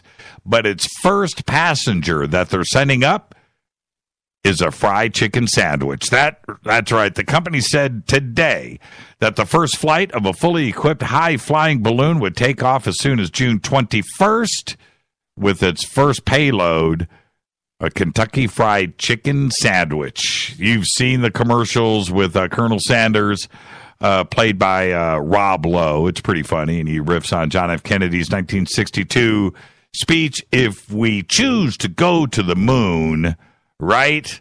Well, there you go. The first passenger is going to be a KFC fried chicken sandwich. After that, it's going to be flat earthers, one after another.